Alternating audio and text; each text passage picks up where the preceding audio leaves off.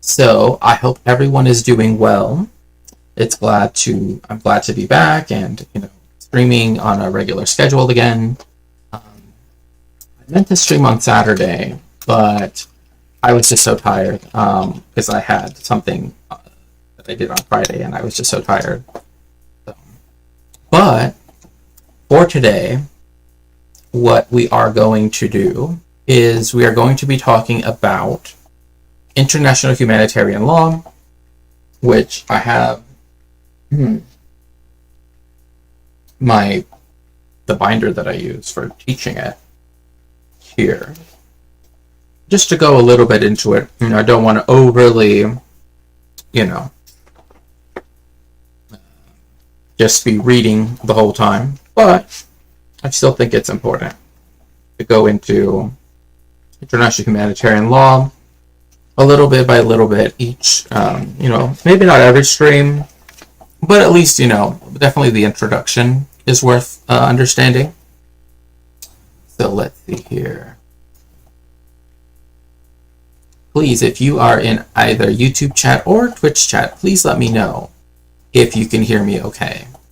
Otherwise, it's fine. So, but the other thing that we are also going to look at, which, definitely is of great importance as well, is, let's see where it. If not, I can just go to Dr. Dibbles' channel itself. So I don't. Yeah, I'll just go to Dr. Dibbles'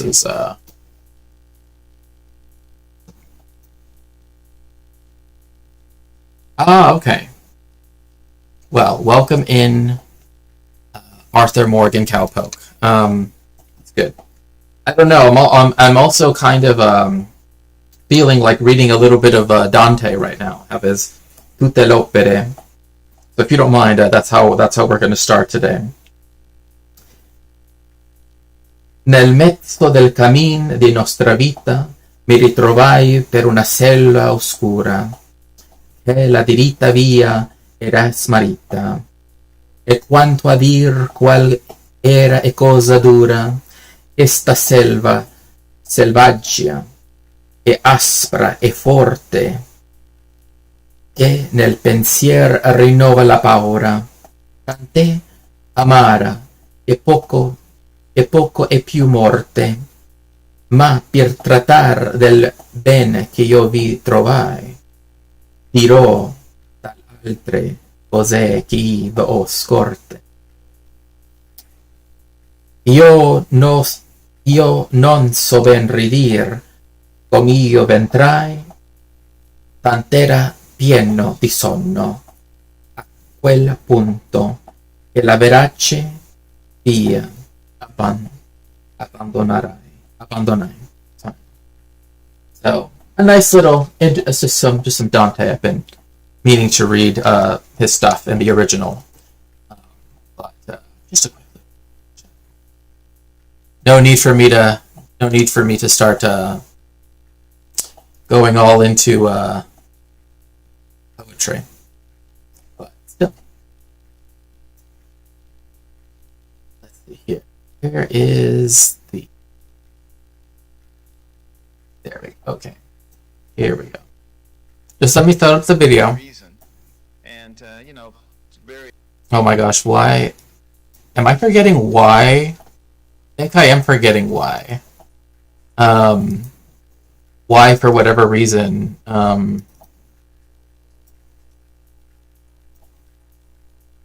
we have, what's his name? I forget his name. The guy that ran for president at some point. What's his name? The guy that he was like a surgeon, but he doesn't believe in vaccines. Anyway, people will see soon enough. You'll see soon enough. I just can't remember his name right now. I think he's Secretary of Health and Human Services, if I remember correctly, in the current administration. Okay, so here we go. Yeah, feel free to lurk. Okay, let me know if you can hear the video, okay? while I transition over. Or I've already transitioned over. What am I talking about? Okay. So, Flint Dibble is a professor of archaeology. Very, very kind person. His father was an archaeologist as well. And he helped do the surveying of the Sahara, right? And so one of the things that Flint was able to do was, travel to places like, I know one of his favorite sites is Abydos, right? Where you can see the Red Pyramid, which, if I remember correctly, Flint, is the one that you had said was your favorite.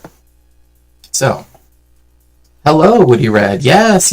I had to take a bit of a break for, I was working and just really burnt out, so I needed a break from stuff. So, I'm glad to be back. Do you have any idea how little that narrows it down? Right, exactly. So this theory is that the way the Great Pyramid was set up was not set up as a tomb, but was set up as some sort of a way to generate electricity. Now, I know what people are going to say. There's no way that this makes sense, right? What do you mean that they were used to create electricity?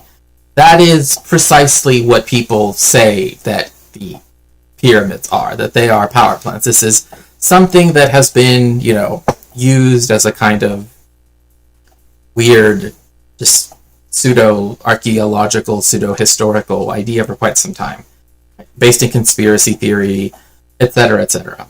So, we'll let Joe Rogan cook a little bit, I guess. The pyramid was a national project of the whole nation. No, never mind. So you just saw Zahi Hawass, right? And here's Professor Dibble, Flint Dibble. And the question has always been, what is the Great Pyramid? Right? The Pyramid of Khufu. And we know from, kind of the person that sort of founded archaeology as a discipline, Flinders Petrie, that it was a tomb, right? We know from, the OG guy, it's a tomb. Right. It works. Sounds good. Thank you. The Great Pyramid. So what is it? It's a question that's been asked by millions. We're going to head inside the pyramid to answer that question. We can all agree just by looking at it that it is really big. It is enormous. 2.5 million cubic meters of stones moved here. But when it comes to what it was, it sometimes seems like everybody has their own personal opinions. And, oh my gosh, here we go. Ben Carson, Dr. Ben Carson. Joseph built the pyramids in order to store grain. Now, all the archaeologists think that they were made for the pharaoh's graves, but, it would have to be something awfully big. When you stop and think about it, I don't think it would just disappear over the course of time to store that much grain. And when you look at the way the pyramids are made, with many chambers that are hermetically sealed, they would have to be that way for a reason. And, various scientists have said, well, there were alien beings that came down and they had special knowledge, and that's how they were this. Again, this is in his Dr. Ben Carson in 1998 graduation keynote speaker speech, okay? The pyramids were built to redirect free energy from Tartaria. Yeah, makes sense. I've always thought it was a tomb. Expression of the deceased power, right? And it was a national project. This is something that is very important to consider, and that is that if you helped in the construction of, right, the pyramids, because it was a national project, it was an object of national pride, you didn't have to pay your taxes for that year, right? So hey, I don't want to pay taxes. All I have to go do is, help, move some rocks around for a while, right? That was the trade-off. It doesn't require an alien being when God is with you. That was Dr. Ben Carson, former Secretary of Housing and Urban Development. And that is not his own personal opinion. And this idea that the Hebrew patriarch Joseph built the pyramids as granaries. One thing to also keep in mind is the word corn, right, in German, which is Korn, and I know that there's also a band named Korn, but it means wheat, right? When they talk about the corn gods, right, and talking about ancient stuff, right, they don't mean maize, right, like what Americans typically, are talking about when they say corn. They mean very specifically wheat, right? So they have said, and this is again what Europeans thought, right? They were for, right? This is what they thought they were for. The corn god sounds like some Gunnar religion that is blurred. And so this idea comes from the fact that so this is the reason why they think Joseph built them or had them built, is because in the biblical story of Genesis, right, it talks about how Joseph told Paro, right, the Pharaoh, that there were going to be 7 years of plenty and then 7 years of famine, so that they should store up grain, right? Or at least this is the idea. This is where the idea keeps continuing from, right? So therefore they think, well, that means he must have had to store grain, and where else to store them but these huge things, the huge monuments, right? They must be granaries, right?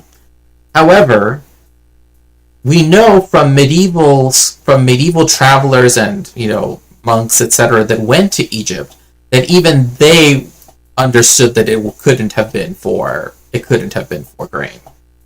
Goes all the way back to the early Middle Ages. In Book 41 of Genesis, the story is told how Joseph interpreted the dreams of the Pharaoh. And he interpreted them as being 7 years of plenty followed by 7 years of famine. So his advice to the Pharaoh was to store up grain during the 7 years of plenty. The pyramids are not once mentioned in the Bible, not in the Old Testament, not in the New Testament. So the idea that the pyramids were the granaries here in this biblical story, that only was first started in the medieval period, after hieroglyphs could no longer be read. And so remember, what we're talking about when we say the medieval period is essentially the fall of the Western Roman Empire, if it even really was. Yes, Joe Rogan jump scare, right? And also, hello, Simon. Bonsoir, bonsoir. Is the fact that we're talking about the fall of the Roman Empire, more or less, right? With Alaric et al. Oh, thank you. Send everyone love. Yes, thank you. I also send out love to all of you. To the fall of Constantinople. Again, these are not hard boundaries because history is far more complex than this date and that date. But generally speaking, that's what we're talking about. So when we're saying the early Middle Ages, we're talking after the 4th century when Christianity became the imperial religion, right, vis-a-vis the Roman Empire, right? And then later, once the Western Empire fell, right, how Western Christians in particular, hence Saint Grégoire de Tours, right, why he's the one that's being brought up, right, because he's in France. Gregory of Tours in the History Francorum in the 6th century AD. Joseph built wonderful granaries of squared stone and rubble. They are wide at the base and narrow at the top in order that the wheat might be cast into them through a tiny opening. Now, Gregory's... So, essentially, it's interesting because grain silos do open at the top, which I find fascinating, right? Like, if you've ever driven through the Midwest of the United States, like, you've seen these huge silos, of, I don't know precisely what metal, most likely steel, but point being that you could go to the very top and, they fill up with grain, and usually a truck or a train passes by, dumps it into one of the carts, right, or one of the wagons of the train, and then, moves it over, etc. But imagine what this would mean if you had to transport metric tons of grain to the top of the pyramid, right? Like, in concept, it's like, oh, it's this thing that's wider at the base, narrower at the top. But we know that the Great Pyramid of Khufu is great. It's huge. So you would have to climb all the way to the top just to drop wheat, so that way it would go down to the bottom. That's what it would have to do in order for Saint Grégoire de Tours, right, entire thing to work. Also, if you would like to support me in some way, you can always do so by going to my throne. I have my, aid fund there. If you would like to help me, you can also go to my Ko-fi, or Ko-fi, however you pronounce it, right? Ko-fi.com/Shakespeare. If you'd like to donate to me directly, especially if you're international, this is an easier way to do so. Or also becoming a subscriber on Twitch, so that way you won't get any ads. Now, moving on. story is very compelling. You drop in the grain from the top and then it widens out at the base. But to anybody that actually travels to the pyramids and sees it with your own eyes, you can tell immediately these are not granaries. You just have to go inside. The passages are so narrow. Like I wish it may like it's like barely, if I remember correctly, it's like barely over a meter in width. This tiny passage. Like it's not easy to get here. Right? It wasn't meant to be easy to get in there. The whole point is they don't want people to go in there after the pharaoh's buried, right? So travelers in the Middle Ages who went to the pyramids, they constantly had to debunk this myth. So for example, William von Boldensteel. See here. Arthur says, what do you mean Rome still lives on in the United States? That's why it's still medieval in its actions. True. In the 14th century writes, The simple people of the country say that these were Pharaoh's barns and granaries in which Joseph had the wheat kept in the time of the great famine mentioned in the Bible. But this cannot be true at all, for no place for putting in the wheat can be found there, and there is, inside these columns, no empty space where anything can be placed. So again, it's tiny. And not only that, is that when you enter the pyramid, first you go down. You don't go up the pyramid, right, to where supposedly you could drop the grain. You go down, and that's when you have the distinction whether you go up to the king's chamber or down to the queen, or across, I guess, in a way, to the queen's chamber, for example. You can see immediately if you go in, there's just no room for there to be wheat stored in the pyramids. It's too tight. Look at this. I'm in the largest chamber with the magic of green screen, the Grand Gallery. You could not hold... Like, again, like, this, like, it here walking fits one person. Right? Like, technically you could make two people fit, but it's not comfortable. Right? This is the widest, most expansive part of the pyramid inside. It would be the worst place to store grain possible. Also, there was this guy that he claimed that he essentially, and this is a crime, by the way, that he had a rock of the pyramid, right? Because people were talking about that, like it would have salt on it. They didn't understand why that salt is there, so he got it and he like licked it on video or whatever. Just thought that people should know before you start licking the rocks inside of the pyramids. All of the breath and the perspiration of every person that's been in there since God only knows when. That's the saltiness that you're tasting. People's BO and their breath. So, just so you know, right? Next time you go to the pyramid and you feel like licking a rock, now you know what's there, right? Yeah, they're not storage silos, obviously. There's just a few corridors and passages inside them, right? And it's mostly solid rock. That's right. And hello, Miss Rizzo. It's good to see you. That much wheat in here at all. Boldensteel continues. There is a very small door quite high above the ground, and a very narrow and very dark little passage through which one descends, there for a certain distance. It is not all wide enough to put grain in, as those of the country say and believe. It's something that reflects the Christian and Islamic tendencies of the Middle Ages to try to see the Bible in all the great monuments of antiquity. Right, and this is something that still happens to this day. People want, this is something that is in its accepted form, right, is the concept of typology, right?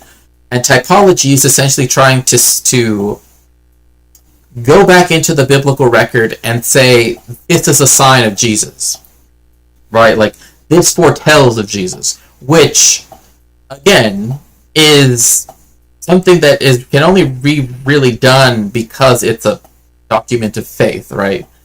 That people can go back and say, this was a premonition of Jesus. However, there are problems with that. There's problems with that. Eyewitness testimony that you can see with your own eyes is what can debunk myths about the pyramids and also bring us closer to what they actually were. I recently had the pleasure of sitting down with Dr. Zahi Hawass, who has helped guide my thoughts on this entire... By the way, Zahi Hawass, like, amazing person. He was the Minister of Antiquities.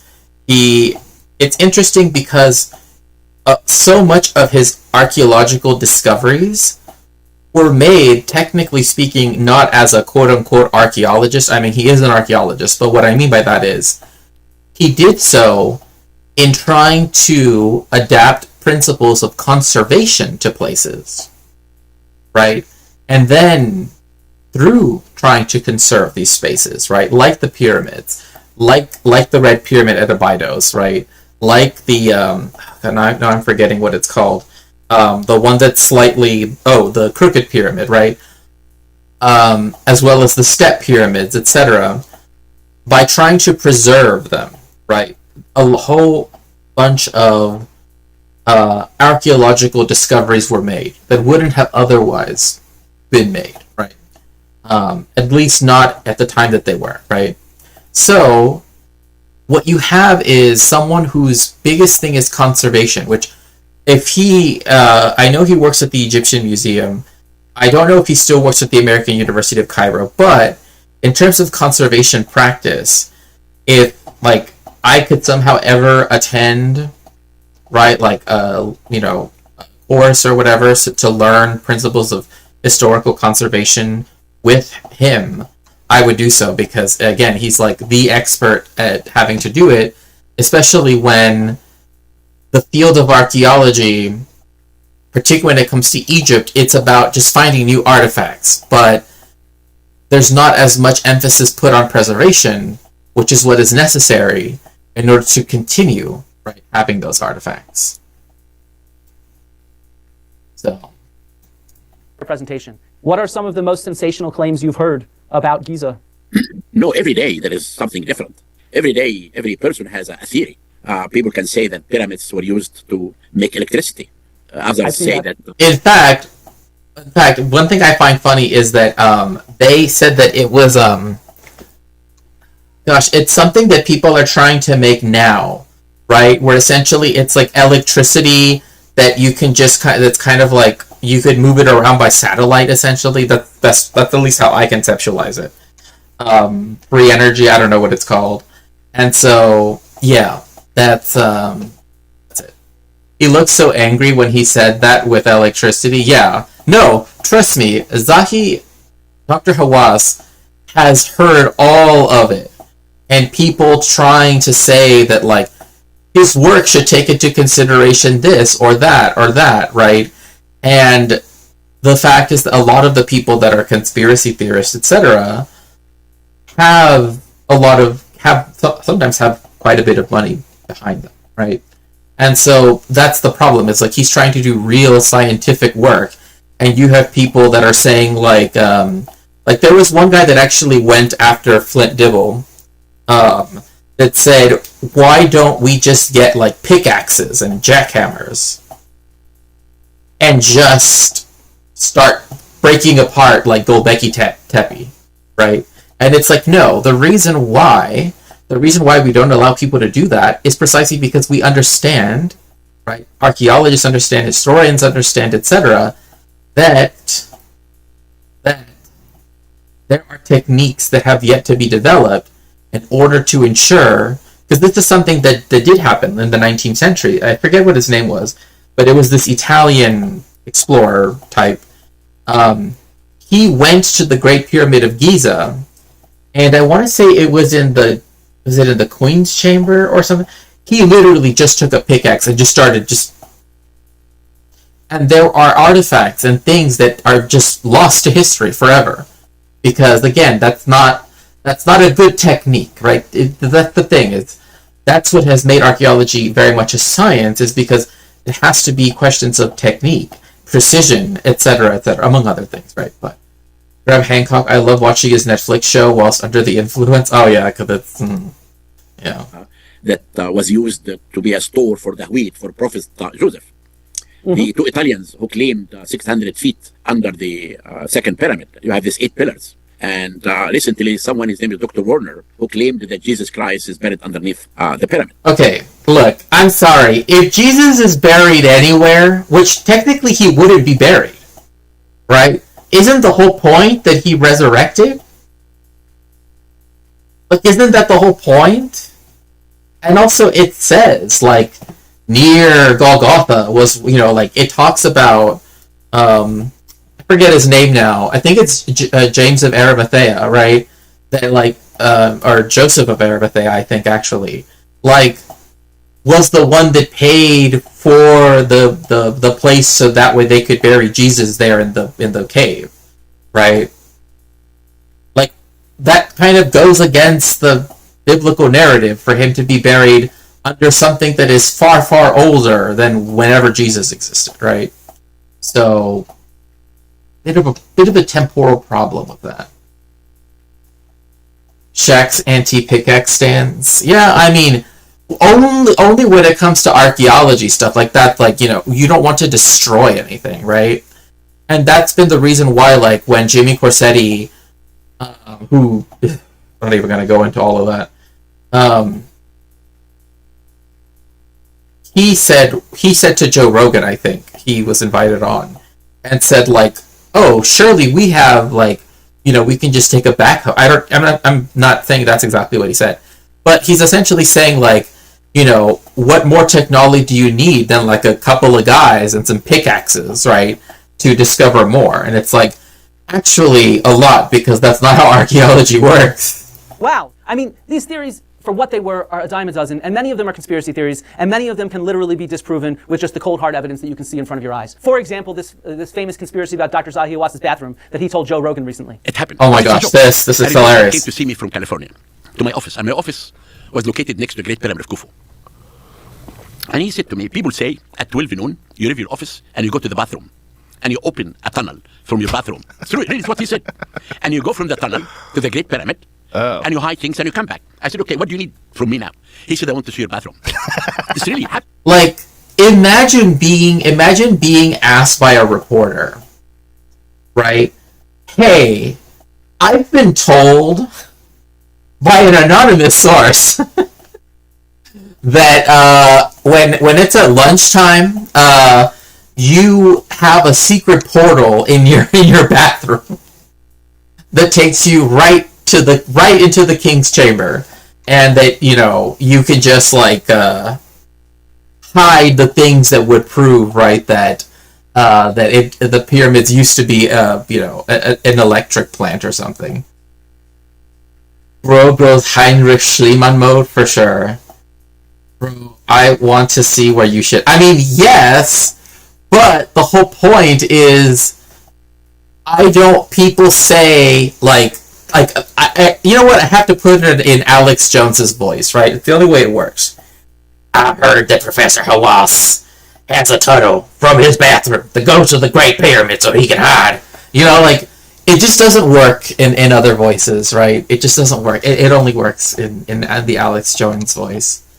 And also, like, why the bathroom, right? Like, I guess it's because of the presumed privacy, right? Like, oh, it's a place where you're expected to have privacy, where people wouldn't normally go. Therefore, that's where you have the hidden tunnel. But his office, if I remember correctly, wasn't even on the ground floor. So it would be a tunnel that would go down through the building and out of the building. He went to my bathroom. Did he check all the panels? And he came back. Have you seen any tunnels in my bathroom? He said no. It's with evidence that we can start to understand. Like, I don't know. There's just something about that. There's just something about the idea of, I need to see your bathroom. I need to make sure that you don't use it to hide stuff. It's just ridiculous. What the pyramid actually was. But the reality is that the Great Pyramid has a great big problem. The great big problem is that there actually is so little evidence for what the Great Pyramid is, which is why all these mysteries and ideas proliferate in the general public. Because the reality is that there are only a handful of artifacts that have ever been found in the Great Pyramid. These are two of them. Right, yeah, there we go. The Dixon relics, right? And so, let me see here. Yeah, a small stone pounder, a small wood board, a copper object in the shape of a dove's tail. And these are the things, is that these were the very few things, or even when they found copper embedded in one of the stones of one of the passages that leads up to the king's chamber. These are the Wayman Dixon relics. They're found in the British Museum today. They were found in the air shafts of the Queen's chamber behind a little bit of blocking in the walls. Yeah, like, this is in essence where it was found, like, sort of here and over here. And I mean, they were part of the tools used. And again, the reason why they would have, one, this would have been a multi-year project, obviously, right? And so the fact that they were meticulous in cleaning up after themselves because it's supposed to be a tomb sort of speaks to that fact, right? That they didn't want to leave something like the tools of their trade when, and also the cedar wood, which also, if you go if you look at the relieving chambers above the king's chamber, you can even see where there was what's called the Great Crack, right, of this huge slab of granite that had to be fixed not by aliens, not by Atlanteans or whatever the hell, by using mortar. Simple mortar, right? Exactly what you would expect for people to use. And these are really the only artifacts that we have from the Great Pyramid. And this contrasts with 21st century archaeology. I'm an archaeologist. I've been doing archaeology in Egypt and Greece and Italy and France for 25 years. And every single site I've ever worked on has tens of thousands, if not hundreds of thousands or millions of artifacts. Sometimes. This is the reason why I still tell people, don't feel like if this is something that interests you, there are people that work in citizen scientist projects, which are archaeological. A lot of them are done through the U.S. Forestry Service or things like that of that nature, or it's the Department of the Interior, etc., the Bureau of Land Management, the National Park Service is the main one that comes to mind, actually. And in fact, in a stream that Flint was doing, I actually did bring that up. That the National Park Service does have citizen archaeologists, things that you can do at the national parks around America. Now, for historians, right, there are things that you can do, like helping cataloging things, right? If you volunteer your time to help catalog, right, important documents or books or other things, right? Those are things that I'm going to tell you right now. The people that helped scan this one text that I was speaking about earlier with a friend of mine,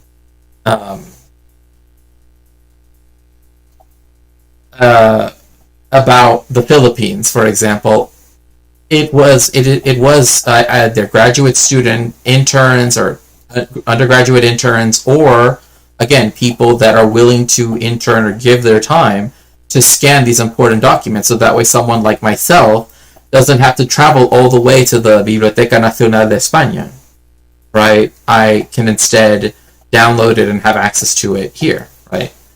So, you don't seem to understand, Arthur says. They found Atlantean technology that teleports from the bathroom to the eye of the Sahara, not the pyramid. Thank God for these people to digitize this stuff. For real. Like, literally, like, whenever I find something, I'm like, oh, Hashem, like, my goodness gracious. Oh, Hashem, like,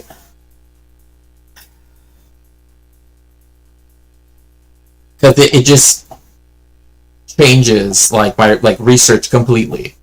Because, again, some of these things, they have only one copy, right? And if they don't digitize it, like, for example, there is an archive that I've always wanted to get access to. However, that archive said they will never digitize their stuff. Never digitize it. So I would have to go to Paraguay, I believe, in order to go look at it. So maybe one day. Archaeology is compared to forensics. We piece together all the various traces and clues, and we have lots of evidence usually. But when it comes to the Great Pyramid, it's a problem because we don't have this evidence. We don't have pottery. We don't have bones. We don't have stone tools. We don't have all... Let me see here. Some dude who was grinding out Bactrian coins and put them in a catalog saved my essay. Yeah, exactly like that. In fact, one of the videos I was considering going over is talking about the Greco-Bactrian kingdoms, actually. We might go over that too, if there's enough interest for it, but only if chat would like to. One thing I also want to show you is how close suburban Al-Qahira, right, or Cairo, is to the Great Pyramids. Before, these used to be far away, right?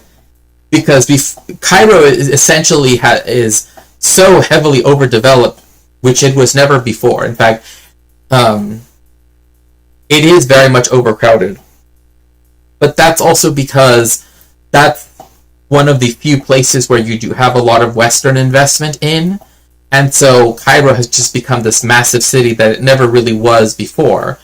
And some people complain that, it's not a, there's, typical issues that people complain about, right? Because before Al-Qahira, Cairo was seen as one of the most cleanest cities, right, in the Islamic world, right? And it had this like venerable status of being, literally a city named after victory, right? That's what Al-Qahira means, victory. And also having all of these beautiful mosques, Al-Azhar University, right, etc., etc. Right? So, let's see here. Hello, Narcolepsy. It's good to see you. Yeah, it's good to see you. Would be really epic. Yeah, sure. If we can, I know right now I have my survival fund on, up on the screen, but if we can get any one of the, if we can get one of the books on my throne funded, or if I can get a couple of donos in on Ko-fi, I would be more than willing to add on some more content if people would like that. So just let me know. But yeah, or you could also donate to that fund as well. But another thing is, because of this, right, they were not protected. Why do they not find all of the things that they, right? All of the tombs of the pharaohs and of their, etc. All of them were looted by the time you have the discovery of the one tomb that wasn't looted. Right? Looting was a problem even during the time that the pyramids were being built. Right? And so what you have is, it's not until we have the pharaoh Tutankhamun, right, that we actually see in its full regalia, right, what the artifacts that would have been there. Not that there aren't inscriptions, which is something else I was talking with a friend of mine and colleague, among other things, right? But there is a lack of artifacts insofar as so many of them have been taken over time. And nice, giving good representation to your hometown. Ah, yes. To Al-Qahira. Ahora sí. The similarities between Joseph and Nineveh would be interesting. How about the pyramids in Sudan, where we can witness the fancy looters being punished? Well, I mean, yeah, that's one of the things that, this is why conservation efforts by Dr. Hawass are so important, because the artifacts we do have, so many of them have been sold on the black market, right? Ray Tutankhamun, right? Yeah, no, that's true. And in fact, the Sudan has more pyramids than Egypt does, right? Because Egypt, there's Upper Egypt, and then there's Lower Nubia, Upper Nubia, etc., among other places, right? And so Meroe, right? So it's you can see this type of monumental building all the way down. For me, if I were to go and try to either, spend some time doing some conservation, even if it had to be volunteer work, that would be fine. But to be able to do with Dr. Hawass, that would be awesome at the Egyptian Museum. And also talk about conservation for stuff, for example, that's relevant to my country, right, to Mexico, because most people don't know, but there are conical pyramids in Mexico, right? So you have the square step pyramids, right? You have the triangular ones. Well, in Mexico they have conical ones, right? But they're not very well protected. And I would like to I'll bring it up in just a second. All the various artifacts that help us put together the picture of a site, which makes it a real challenge. Now, the reason the Great Pyramid has so little evidence is because of its history. Exactly. People have been going in and out of the Great Pyramid for thousands of years. And we even know, just from our early records from medieval Arabic texts and from early European adventurers and explorers and people we wouldn't really call archaeologists, that they were on an adventure. This was not science, this was not forensics, this was not an evidence-based approach. This was oftentimes a holiday. Okay, first of all, I just have to say, like pagodas, kind of like that, yeah, kind of like that. How, okay, obviously bad, right? Bad. But this is an awesome picture, regardless. Like, I'm just saying, like, I don't like the fact that it's desecrating the site, but, like, oh, I had afternoon tea on top of the fucking pyramids, right? Like, like it's one, and I even like how they brought, you know, like a Persian carpet with them, right? And there's one dude that's just like sunbathing. Wish I could push them off the edge. In Minecraft, of course. Only in Minecraft. Let me see here. Let me look at YouTube chat. So welcome, all that have just joined. No love for Ashera. ¿Y qué pasó Monteverde? Why would they choose not to digitize it? Yeah, the picture goes hard despite everything, right? Like, I can't say like, you know, it's not a cool picture. It is. The circumstances of it are what's at issue, but it's still a cool picture. Hello, Omega Star. It's good to see you. The what? So the archive is called Archivo del Horror, I think, the Archive of Horror, and it's the archive of all of the dictatorships in South America during Operation Condor, and they've said that they would never. They are the ones that said they would never digitize their stuff. Yeah, it's good to see you. Good to see you. Good to see everybody. Let me see if I can find. Let me actually change something really quick. Because I would rather... Whew! Goodness gracious. What on earth happened? What was that notification for? Didn't tell me what the notification for. Have you've seen the Mormon Sphinx? I saw it in the background of a QT Cinderella. Metieron dinero. Oh, well, thank you so very much for the donation. I really appreciate it. That is very kind of you. Have you seen the Mormon Sphinx? I prefer to come here instead. Waves from a helicopter. Yeah. Yeah, no. I totally agree with that, for sure. Okay. So anyway. I'm Spider Godhead. We talked in... Oh, okay. I think your mic is peaking. Okay, let me put it down a little bit then. Let me know if that's better. I moved it down about a fifth of the way down, so... But, yeah. Bathing on the top of the pyramid. There's nothing methodical and rigorous about the study of the pyramid. Also, really the 20. Also, remember, they're sunbathing before sunscreen was invented, like the modern sunscreen. Oh gosh, I just can't even imagine. And also, it's nice to see you, Spider Godhead. Or good to see everybody that's here. Thank you all for joining. Okay, good. So that's the reason why they chose no pictures, no documents. Why? Because it implicates people that are still alive. I mean, the dictatorship of Argentina ended in 83. Right? But the one in Chile didn't end until, is it 1990? Right? Like, it implicates so many people that they decided that it would be best to not digitize it because, you know, but then it also make me think like, if I go there wanting to use the archive, right? Like, would that draw attention to me, right? Like, I've actually thought that because, you know, I don't want anything bad to happen to me while I'm doing research, you know? Among other things. It's still ongoing. True, yeah, 1988 or less. Yeah, it's still ongoing, yeah. It's a Sphinx with... I'll post the Waspy Sphinx in Discord? No way.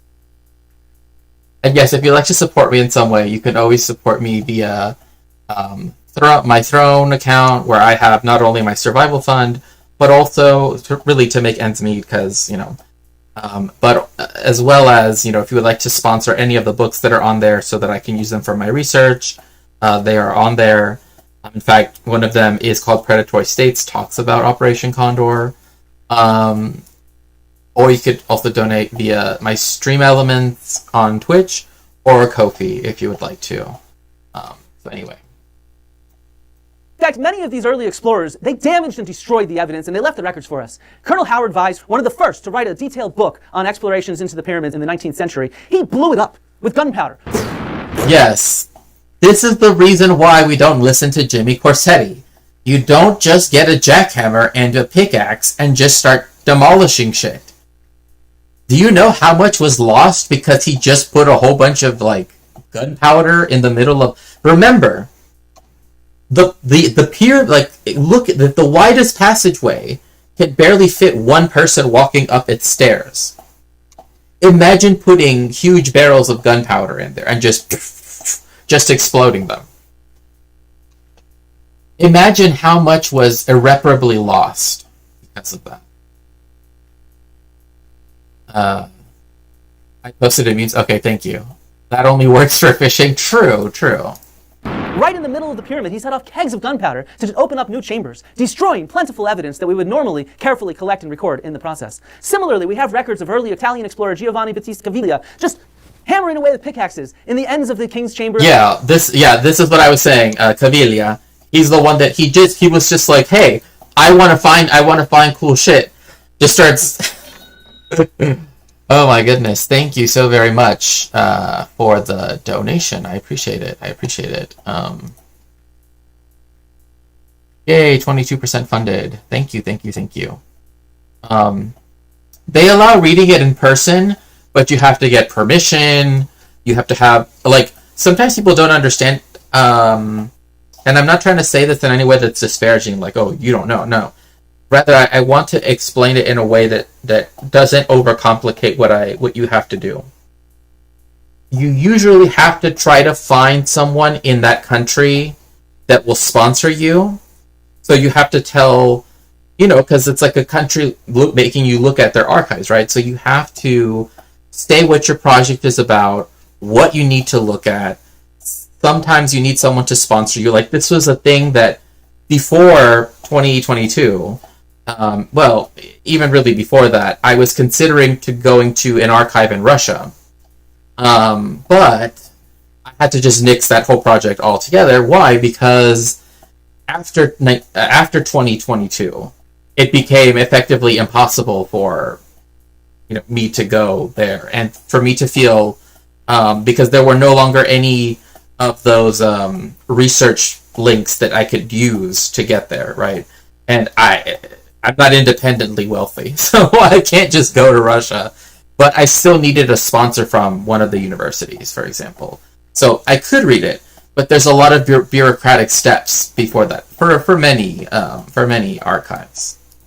In the Queen's chamber, just digging randomly into the stones. So these early explorers, they destroyed and plundered and lost much of our evidence. And you can really contrast this with the kind of forensic scene that we normally see, even from who we call real archaeologists, William Flinders Petrie, who really established Egyptology as a kind of scientific... By the way, I wish that cloaks were a thing still. I love cloaks. I don't know what it is. I just think cloaks look cool. They're just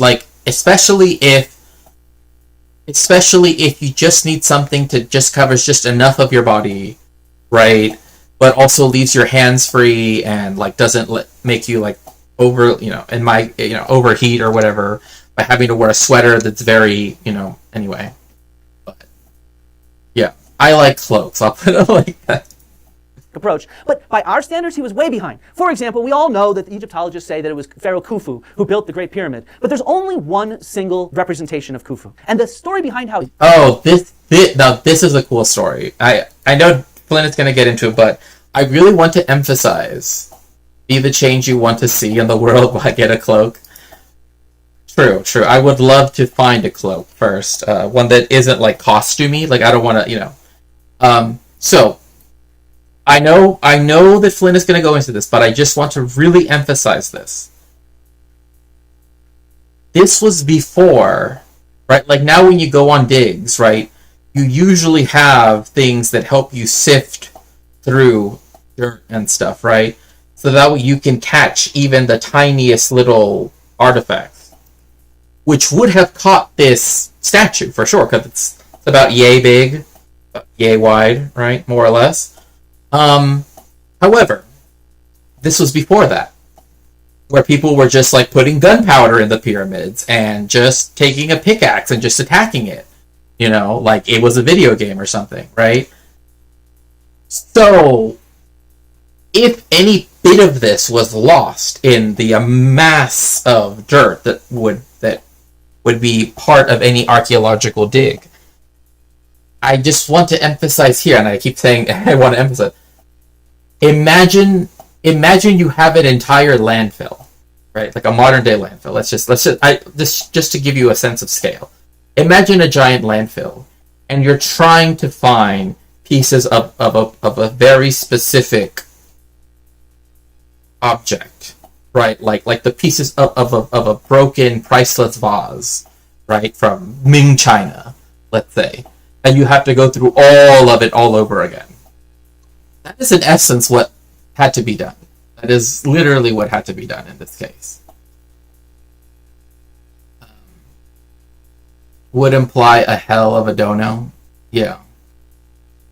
Omega Star dono. Oh yeah, for sure. Ni te mencionó la secreción de los geoglifos al norte de Chile o por el Paris-Dakar. Oh, I see. Yeah, no, I have seen those. It's not at Tiwanaku, right? It's somewhere else. Found is absolutely fascinating. In 1903, in Abydos, Flinders Petrie was digging in the Temple of Osiris. And while there, one of his workmen handed him a headless statuette, a small one, but he could make out the cartouche on it and it said Khufu. The head was missing. And this is the thing, is like, one thing I've always found quite fascinating is like the people that try to deny that how the pyramid was built and say that there's no word for pyramid. The word for pyramid is the same glyph as the word for tomb. Because that's what pyramids are. They're tombs. Like, it's not contradictory, the fact that they are represented by the same glyph. It's because they're the same thing, right? Not everybody gets buried in a pyramid, but it's obviously a tomb, right? So that's another thing to keep in mind. Right? Cultura Moye. Oh, I see. The Jeeps and Land Rovers wrecked the havoc over the glyphs. Oh, no. See, this is why conservation work is so important, and I dislike that there are many historians that kind of don't really think about it, right? They, like, leave it for other people, like archaeologists or anthropologists, to do that work. But we depend so much on it, right? And I feel like we have to be part of the process. I'm not saying that we aren't, like, there isn't that. But I feel like you could go through a full, even a master's program, and conservation is not ever brought up once, right? And that includes preservation of texts, the conservation of, photos, of daguerreotypes, of cyanotype, let alone paintings and other things, right? Like, other things that are important, right? So he stopped work, they stopped all excavation, and what he had them do was sieve all of the back dirt so that he could find the head of Khufu. The head of Khufu had been hacked off accidentally by one of the workmen because they weren't digging very carefully. And this is why you have to do this carefully. You can't just take a pickaxe. You cannot just take a pickaxe and just... So, as Flint is saying, it took 3 weeks just to find the head of Khufu in the huge mound of dirt that let them get the shoulder, the neck down, essentially. That's 3 weeks of thousands of people essentially looking at it. 3 whole weeks of sifting through the back dirt until they found the head. And it's because of this that we can now see the face of Khufu, clearly identified by his name on the statuette. But it shows that... Behold, Khufu, destroyer of, the area's other empires. Behold. The methods from 1903 are nothing like the methods today, where everything would be carefully sieved as you dig it, and you would not be... Exactly. Like, look, you even have a kitten. In fact, this kitten, I believe, is in Crete. that this is on the Isle of Crete. This is Flint's cat now. Like, they took the kitten home from Crete, and so they have a Cretan kitten. Because you can tell from the foliage, right, that it's definitely somewhere very Mediterranean, right? But you see these sieves, right? And then they can be put through finer sieves, right? Because sometimes, it's tiny little pieces that you're trying to get, right? So hacking through statues, statuettes, and artifacts. So when it comes to the pyramids, what we're stuck with is so little evidence and so much mystery because of the history of these excavations. What do you think the pyramids are, Tavro? They were for cats, weren't they? Even as Tavro tells us, he thinks... Now see, this is a conspiracy theory that might, yes. This makes sense. Underneath the pyramids is a yes. It's a giant cat. It makes sense. The Egyptians liked cats. The destroyer. Yeah, Hail Kitten. Yeah, Hail Kitten, indeed. So, underneath the pyramids, we now have to start spreading this conspiracy theory that underneath it's really a huge monument to cats. Pyramids had to do with cats.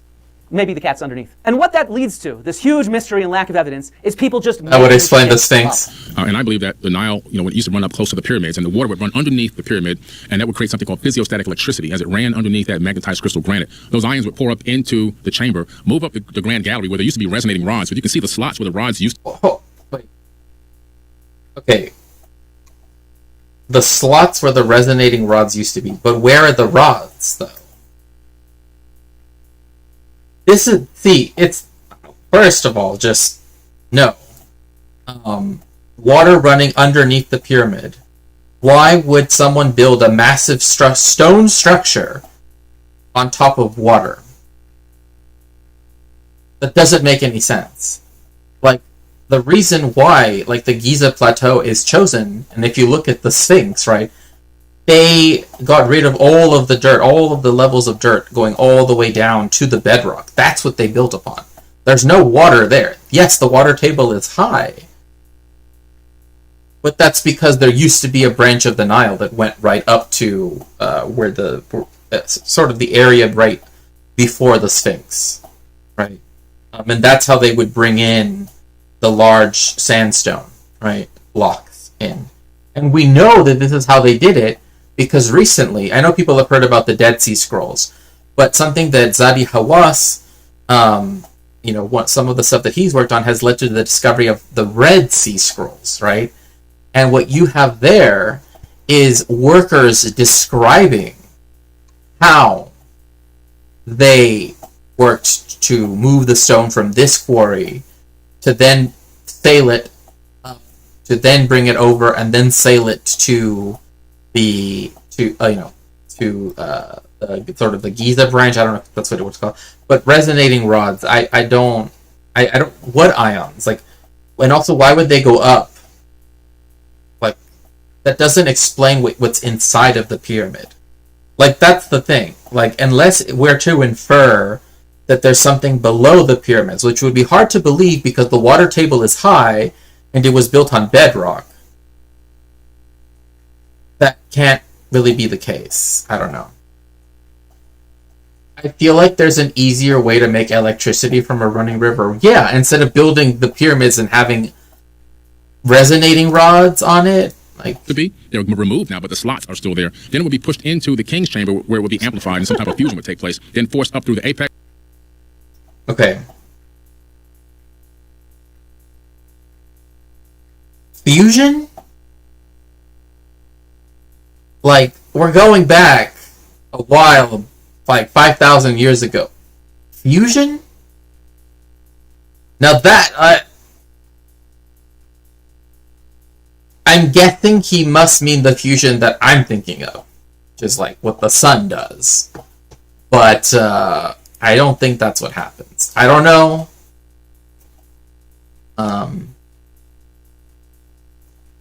Let's see here. Where's the balls of yarns then? Right.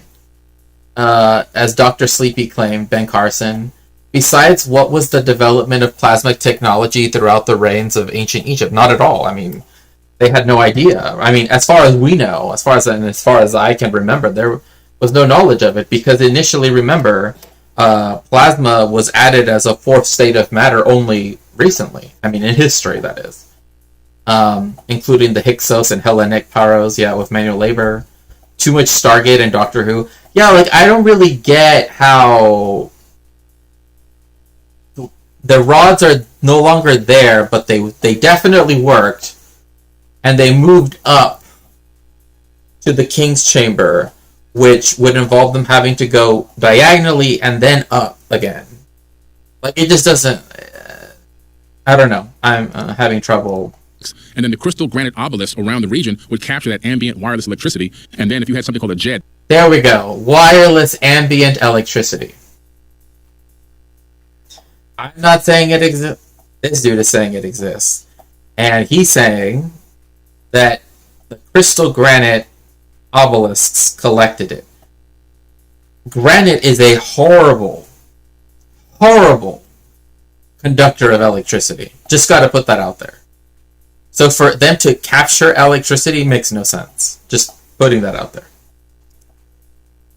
Of equals was, not saying that it's aliens. True. It could just be aliens. Which looks like a Tesla coil. You can capture that energy and you can transfer it into a device for it. Wait, like, I don't mean to keep pausing, but I just want to think of it in my head. Like, so the granite obelisks around Egypt collected, and it looks like a Tesla coil. It existed before the Tesla coil by 5,000 years. Gold electroplating. For any other electrical tools you need, like some of the tools they had to have used to create some of these incredible works of art, we can see the tool marks, so we know they had the tools. But they had wireless electricity way back then. That's true. That's insane. Because you would think there would be some... If that's true, that's insane. Yeah, it's insane because it's not true. Right? That's the problem with that. Right? To use Joe's own language, right? No, that just did not happen. Like, for example, there is a whole thing. In fact, there was a video of this recently. Like, why didn't Egypt, was it bronze? Like, why didn't Egypt have a Bronze Age? Well, because copper worked just fine for them. They didn't need bronze, right? They had access to copper. It's like people that live, for example, like the indigenous people that live in what is now Chile and southern Peru. Like, why did they use copper tools? Because there's copper everywhere, right? Like, I mean, now all of the veins of copper that were close to the surface are gone, right? And now you have these huge mines, but, you know, like, they are going to use copper tools because that's what's around. The fact, like, again, the world doesn't function under video game logic. Like, you don't have to go through every single stage in order to go forward, right? Like, it's not like Pokemon, where, like, unless you defeat this gym leader and get the HM05 for Surf, you can't cross over to the other side of the Hoenn region or whatever. Like, that's just not how that works. Like... and copper is conducive to electricity. Yeah. They had a lot of conductive metal laying around. Right, exactly. And again, if you'd like to help me in some way, you can always do so by going to my Cash App, Venmo, Throne, Patreon, which I have recently released 2 new articles, including one that's a bit more focused on British administration in Palestine, and how they kind of made it so that the Palestinians would fail in setting up, right, their independent institutions, right? That's what it goes into for the most part. It's a Eurocentric mentality, re-civilization. Yeah. Now, I know that there's a video game called that. I've never played it, but I'm guessing it also functions like that too. Like, I'm guessing, right? Kind of physical evidence Speaking of the British, right? of a device, like something left over, some sort of a, ancient chainsaw, Right. like something. Yeah, they did a great job cleaning up. I mean, they poured sand over Giza to bury another couple hundred pyramids there at Giza. Okay.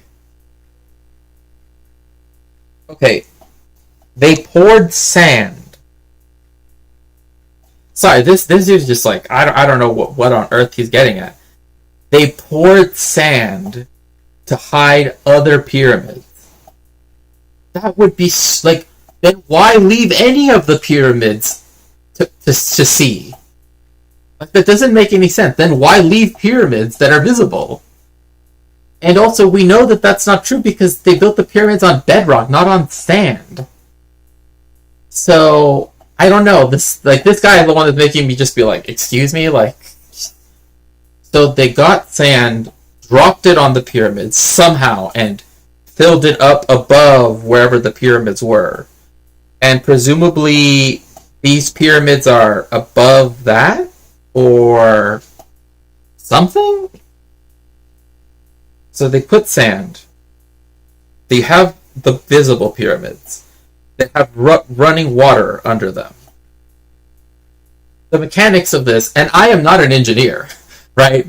Even just with the basic stuff from, like, in college stuff, it's like, it just doesn't really make sense.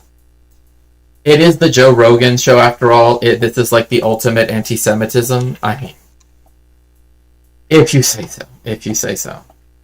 Let's see here. That would explain... Yeah. I feel like... the ball of yarn is clearly the stone sphere of Costa Rica. True. Average Joe Rogan moment. Yeah. Hello, Philippe. It's good to see you. It's good to see you. I'm just having trouble conceptualizing... Like, whatever this dude has in his head, right? Like, I feel like Wittgenstein would have a field day with him, because it's just... I mean, that's the reality. There's no chainsaws. There's no magnetized crystals. Like, look at all of the stuff that's there. Like, what sand? Like, these would be huge sand mounds. It's literally like Patrick, right? Like, when he said, like, why don't we just move the city somewhere else, right? But instead it's like, what if we moved all of the sand just somewhere else to hide all of the other pyramids? Toe Rogaine, the oligarch, and yeah, it is true. He does write it pretty hard, I will say. Next up, the Phoenicians used stylists to write cuneiform. It's all just fantasy. We need to work with evidence. I think it's bad fantasy. So, if aliens build the pyramids, do they leave any? Do they shit sometimes? They going to shit? Maybe aliens don't shit. If they don't shit, are they going to leave something on the ground? On the contrary, I give you the evidence, every evidence that I will tell you today of actual workers and what's happening. And that's the reality of what archaeology is. I actually like the framing of that question, though. Like, to Joe Rogan, like, hey, if aliens came to Earth, you think that they wouldn't take a shit? You don't think that we would have seen the shit somewhere?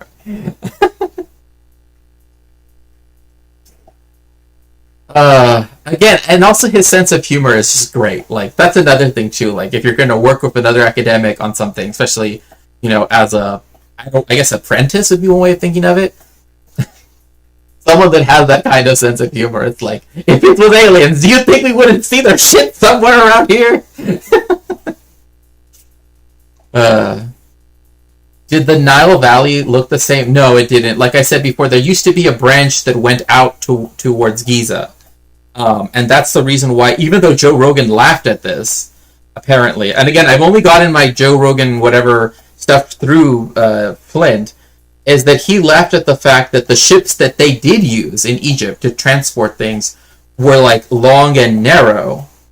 And he's like, there's no way that they could have used that. And it's like, we know they did. They literally, you can go inside of the pyramid in the king's chamber, and they have inscriptions there showing them taking the blocks and putting them on those ships and how it worked.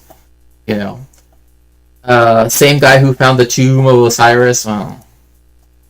So in order to answer the question about what the Great Pyramid actually was, I think we need to return to the first principles of archaeology, the way in which archaeologists interpret the past from the evidence that we have. And it's from this kind of core foundation of how archaeologists...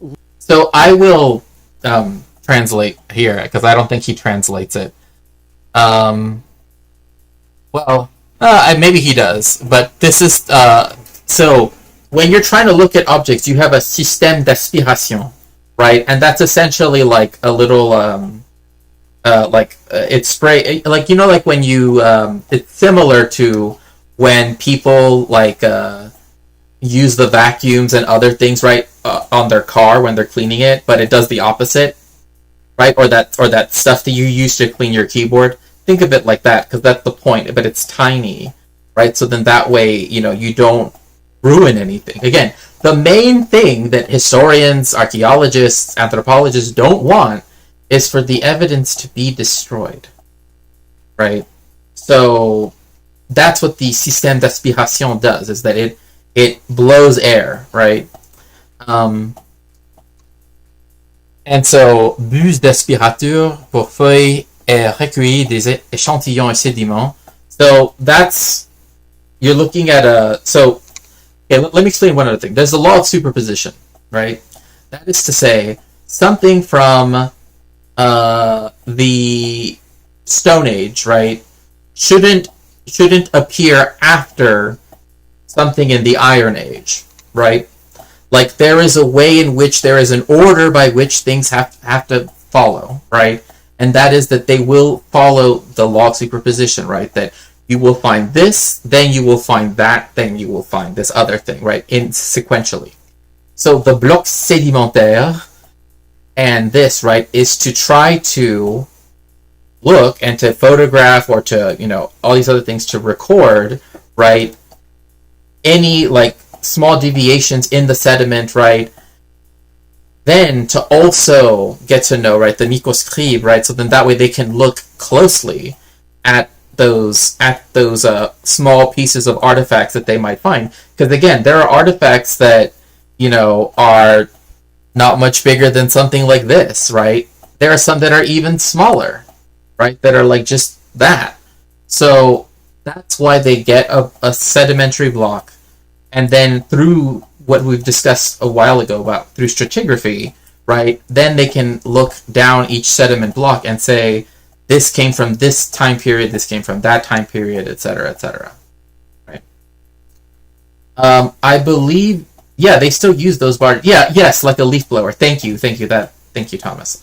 Or Renee, I should say. Thank you for that. I appreciate that. Yes, like a leaf blower.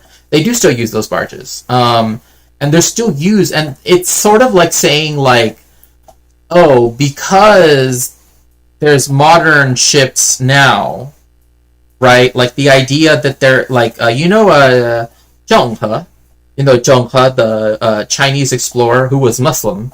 I've always found people fascinated with that, because when people think of China, they like to think of it as completely homogenous, but he was Muslim, and he was famous because he essentially built this enormous ship, right, and essentially went a journey around the world, the known world, so to speak, right, and he brought back like giraffes and stuff like that to China, right, but his ship was like several scales of magnitude larger than anything that like the Spanish had when they sailed to the Americas, right?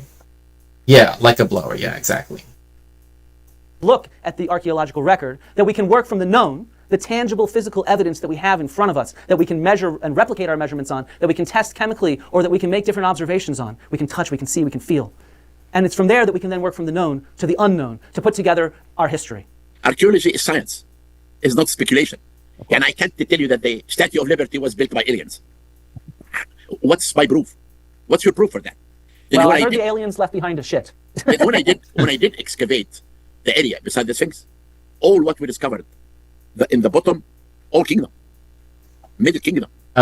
Yeah. So what he's saying is, and this goes back to the law of superposition and stratigraphy, etc., is that you look under the Sphinx, right, and you start looking at the sediment, right, as it goes up, right, and you find Old Kingdom, right at the base, at the bedrock, then Middle Kingdom, then New Kingdom, then the Romans, and blah blah blah blah blah, right, like all of that stuff. And it's that the law of superposition is it will show up in that order, right? Like you will never find New Kingdom stuff below Old Kingdom stuff. That's not how that works, right? That is something that is a principle in archaeology that's important.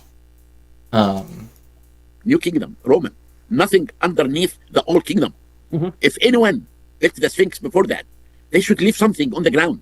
Of course. So as we can see, archaeology is very much a science. It's bound by evidence. And when it comes to the Great Pyramid, we actually have quite a lot of physical evidence for the architecture. At its base, it's 230 meters. Its height is 146 meters. Its volume is 2.5 million cubic square meters, made up of about 2.3 million stones that on average weigh about 2 tons. And what's so amazing... So think about that. Each one of these stones weighs about the weight of an average sedan, right? Of a car, right? Like the average car. About the pyramid, of course, is how precise it is. It's oriented to true north within 3 minutes, 6 seconds of an arc of a degree. Absolutely.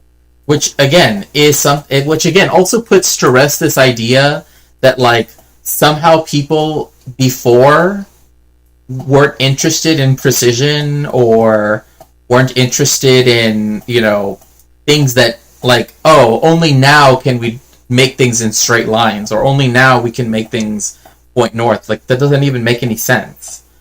But there are still people that do think this, right? And so you see here where it says the pyramid of Khafre, right? You have this causeway. Down here used to be where you had one of the branches of the Nile that came right up to this, and then you had this causeway, and then you have these funerary temples. That's why we know it's a tomb, because they had funerary temples at them. Absolutely phenomenal. At its base, it's level to within 2 centimeters. I don't even know if I can make my hand level within 2 centimeters. Just phenomenal. And the difference in the length on the different sides is about 4.5 centimeters. So this is extremely precise. Now, don't get me wrong. This is nowhere near the precision that we can achieve today with our modern technology. The only reason we can see these imperfections is because we can map more precisely today. But at the same time, it's quite impressive. The physical evidence also includes the layout inside the Great Pyramid. When you enter the... Yeah, again, like I was saying, when you do enter the entrance, first you go down. You don't go up. You have to get into the middle part of... You have to get here. And that's when you can get to either this chamber, the Queen's Chamber, or, and this is the one right here, just to the left, right? The one that has the relieving chambers, the King's Chamber, right? Was there more vegetation back then? I mean, yes, it's changed quite a bit, for sure. It's definitely been more... It's a sign of current cultural media decay. That's funny. I was actually talking with some people in a VC on Discord about that. Entrance, you walk on a passageway going down, called the descending passageway. If you follow that straight down through the superstructure of the pyramid that it was built around, and then carved into the bedrock underneath, you enter a subterranean chamber. By the way, like we spoke about last time when we talked about the pyramids and such, it gets very hot. Right, it's very uncomfortable. It's uncomfortably hot, right? If anybody from the United States, for example, has ever been to a place like Carlsbad Caverns or right other places where you can go underground, right? I think the most I've ever gone underground was like about 80 meters underground, right? During one of these trips, etc. It gets so uncomfortably hot, like unbelievably, and it's so humid, and I hated it. It was a horrible feeling. It was a horrible feeling. This descending passageway also forks off into a different passage that goes upwards, the ascending passageway, which will take you to the Queen's Chamber, the Grand Gallery, and ultimately to the center of the pyramid, the King's Chamber. There's other more ambiguous features to the pyramid, which we'll talk about a little bit, such as the... Yeah, like you had the air shafts, which that's where they did find the copper stuff, right? Because they put blocks, right, so that way people couldn't get in from the air shafts, right, into the King's Chamber. But whilst they were building the pyramid, they needed air shafts for people to breathe. But yeah, the subterranean chamber is interesting because you can get that experience of it being like hot underground, right? Air shafts, the escape shaft, and the big and the small void. But many of these ambiguous features are not going to help us understand what the Great Pyramid was. But what all these facts that are often repeated, what they don't tell us is what the heck the pyramid was. And that's what we want to get into today. What's the evidence for what the pyramid was? At the beating heart of the Great Pyramid of Giza is the key to understanding it. And that is this right here, the sarcophagus. It's very clearly a sarcophagus, a stone vessel the size to fit a human body. But of course, this evidence does not convince everybody. I've been in Giza 3 times, and there's nothing about the Great Pyramid that resembles anything like a tomb. There's nothing in the... Look, that's Jimmy Corsetti, who I don't even want to introduce. He's the one that said that that the Turkish government doesn't want me to go by Gölbekli Tepe, because he's the one that said, like, why don't we just start hacking away at Gölbekli Tepe, and trying to say that Gölbekli Tepe somehow proves all of archaeology and history wrong, which it doesn't. The way how it works is when people found out about Gölbekli Tepe and saw that it was a structure that pre-existed, right, the first civilization, right, it just made us change the way in which we saw the lead up to civilization, right? If anything, it helps answer, right, how we get to something like the large city of Ur or Ugarit, right, or Nineveh or Babylon, right, like later on, right, but particularly Ur, right? How do we get from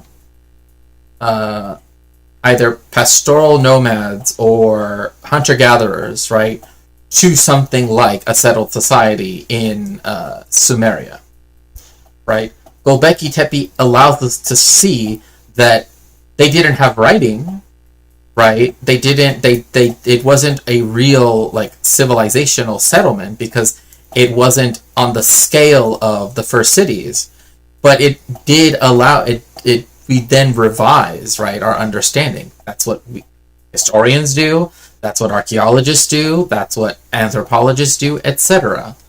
Right? So this is why to have people that just better off exploring sinkhole cenotes. Well, I mean, look, at least with cenotes in Yucatan, like, there are some that, like, they, like, that, so you can go scuba dive in some of them, but you have to be careful, because some of them are protected because they have, like, endemic wildlife that is, like, essentially on the verge of extinction, right?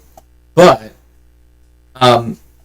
if you do go to the cenotes, there are some where you can go through, like, the different tunnels, right, or the different caverns, right? So, which, sounds cool. Just be very careful, because, there's always the possibility that you get lost and you run out of... Just be careful. Just please be careful if you're going to do that. Like, I know people love to, and there are some where you're essentially just in one large chamber and the water is super clear, right? Like, that's the thing about the cenotes, is that a lot of them are actually fresh water, not salt water, right? They're fresh water. And so it's very clear. It's very beautiful, right? Very, like, emeraldine in some cases, but sometimes even, like, sort of almost like a topaz blue. I don't know. It's this wonderful array of different shades of blue that's just very beautiful. Great pyramid that resembles a tomb? Are you kidding me? There's a friggin' coffin right there. There's a giant sarcophagus that is really clearly a sarcophagus. So I don't care if you've been to Giza 3 times, 10 times, this is just a lie. This is not just called a sarcophagus because it vaguely looks like a sarcophagus. It exactly matches other sarcophagi from ancient Egypt. For example, we can compare it to the 3rd dynasty sarcophagus of Sekhemkhet, who preceded Khufu by about 50 years, or to his mother, Hetepheres I. Both had And yeah, again, like, there's also this desire to... The only sarcophagi that people want to see as real, right, are the ones that people see with, like, King Tut. But the thing is like, the fact that there are simpler ones that are plain before isn't strange, right? Like, they were not all ornate, and sometimes the ornate ones in the transition over to more fully ornate ones, you had ornate aspects to it that were within a more simpler coffin. Right, or a more plainer sarcophagus, right?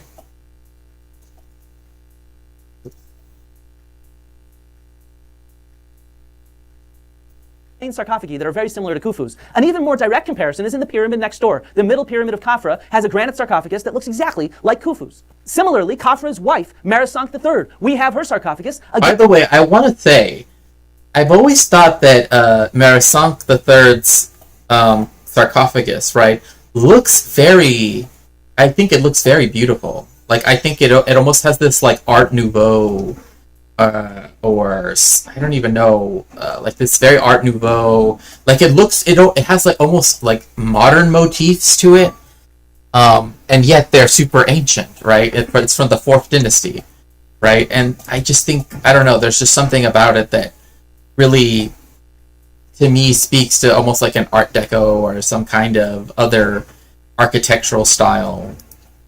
Vice versa. Yeah, for sure, for sure. Yeah, it's a nice sarcophagus, right? Like if I ever needed to get a sarcophagus, I would go to her sarcophagus maker, right? And it's a nice plain sarcophagus, just as is the sarcophagus of later pharaohs, such as Teti. So we have this web of connections, which we can use to say that we're not just calling this a sarcophagus for the sake of calling it a sarcophagus. It actually looks like all the other Egyptian sarcophagi from this period that we have. But this still doesn't convince people. After all, maybe the sarcophagus was a later addition. I'm in the camp that the Egyptians found the pyramids, not built them. But I'm glad Zahi's not here. Well, that would... Wait, what do you... They found the pyramids. See, this is the thing, right? It always goes back to, there's no way that non-Europeans could have constructed these things, right? That's what it all goes back to, right? Fundamentally, it's just racism. There's no way that the Egyptians could have known about math or whatever. So therefore, they had to come upon them, right? They were just there already, or they were given super special magic by aliens, because the idea that they could have independently have done something on that scale and have had like a stable system of governance, etc., taxation, let alone monument building. The fact that it's always Americans and Europeans that are the ones that find that incongruency to be paramount in their minds, right, belies that aspect, right? So I also like Cuckoo's mom's, very simple. Yeah, like those two, like the ones that are for the two women, very nice, like very, very like a because his mother, right, it's like with alabaster. It's very, very nice. Maybe some la antigüedad. L'Art Nouveau y Deco fue influenciado por el arte egipcio de la antigüedad. That's true. That's a very good point. It's a very good point. Maybe contemporary. Let me see if I can. Oh, you know what? I don't think I have Discord on this computer. Because I took my break and everything, so I got rid of the app, so I can't pull it up just now. Get you to the ancient civilization theory. Ah, yes, this old chestnut. The Egyptians found the pyramids in the middle of a desert. And again, what a perfect pause, champ. So here's a golf course right here, and you can see all of these like new apartments and houses. Like, this is what I'm saying. Like, the amount of conservation that needs to be done and preservation is paramount. It's something that people should want to study, they should want to aid in doing this, because now, instead of this like expanse beyond the pyramids, now it's surrounded by suburban Cairo. Sphinx Joseph Smith should display in all this ridiculousness. Here, let me switch over and let me try to find it really quickly then, because I actually think that might be funny. Let's see here.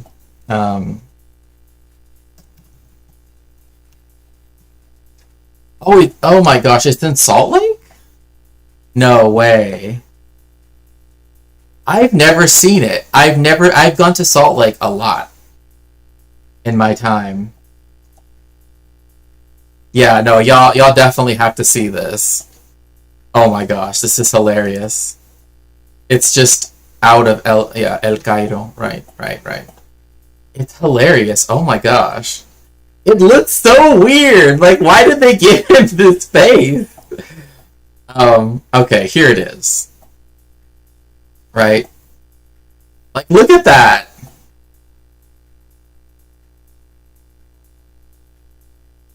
Hello, Gato Surfer. Good to see you. It's the Mormon Sphinx, right? With Joseph Smith's face on it. That is, oh my god, that is It's so cringe. My goodness gracious. Oh, it's so... I don't even know what to say. That nose looks so pickable. True. Also, hello, High Potential. It's good to see you. Thank you so much for making it into a stream. Here, let me shout you out. Please make sure to follow friend of the stream, High Potential, who is also a fellow academic that works with nuclear science vis-a-vis against nuclear proliferation.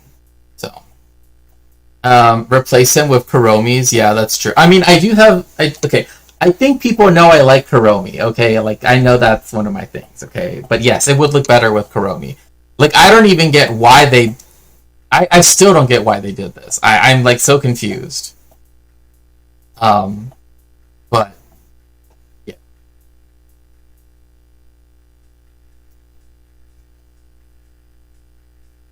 Yes, it's been good. Just, the usual.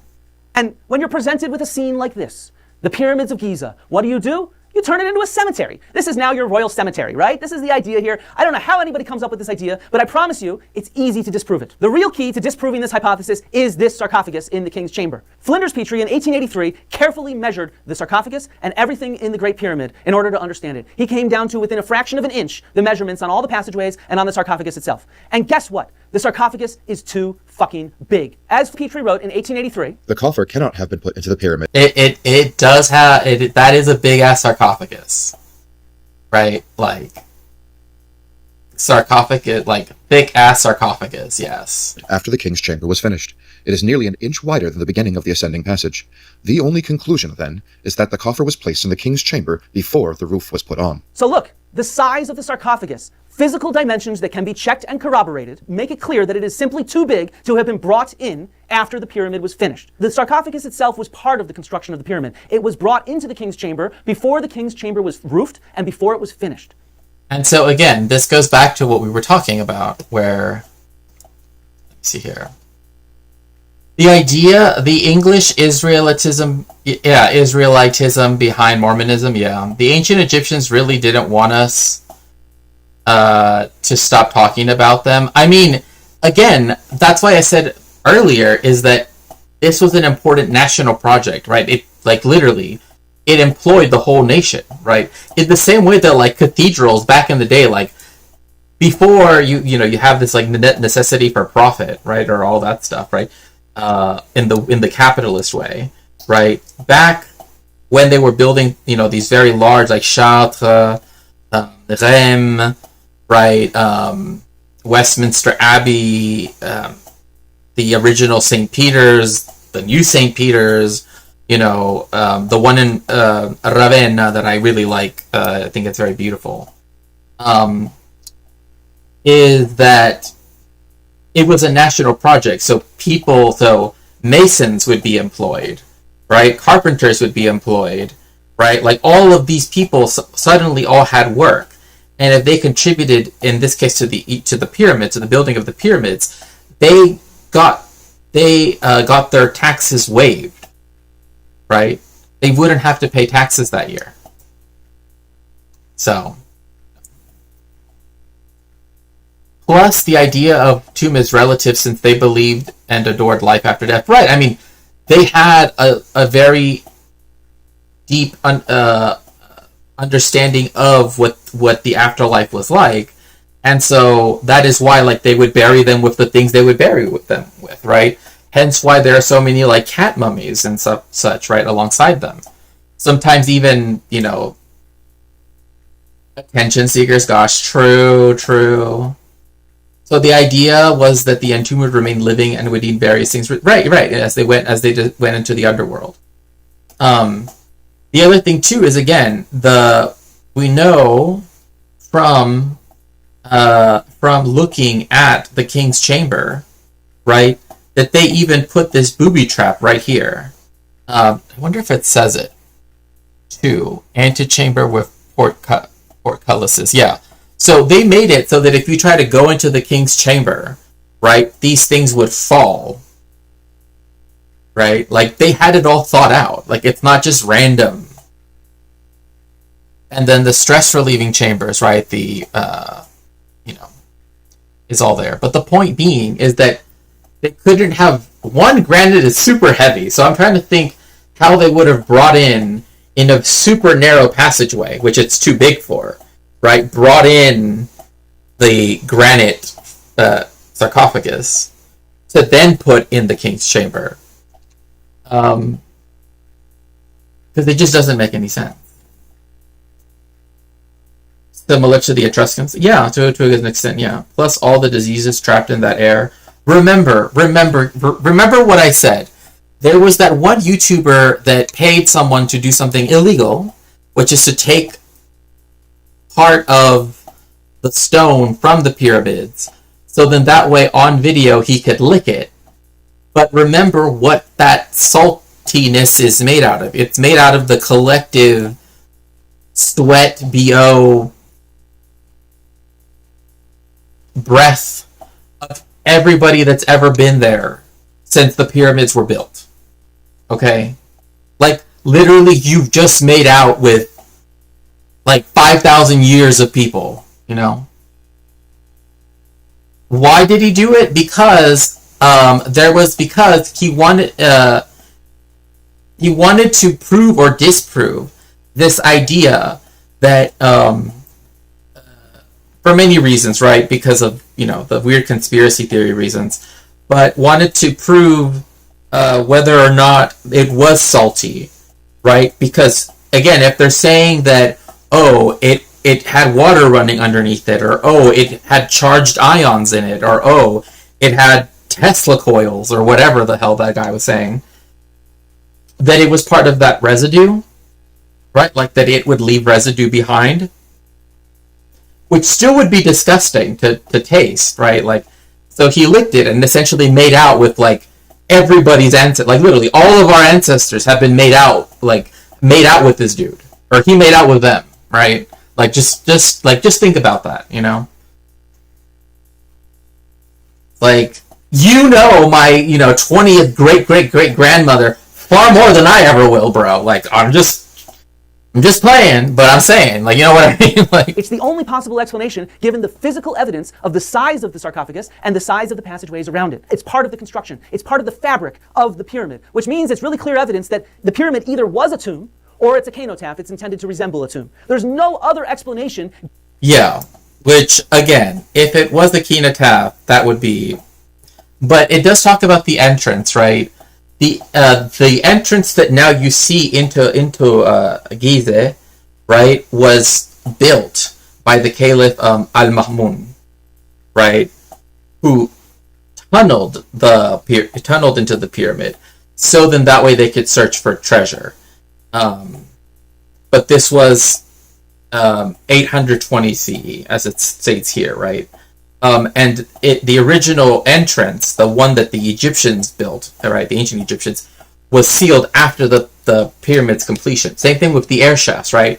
Before they closed everything up, including the entrance, they put blocks of granite in the air shaft so that way people couldn't try to make their way through it. And that's where they actually found those copper tools that show what tools they used. Given that the sarcophagus is part of its construction.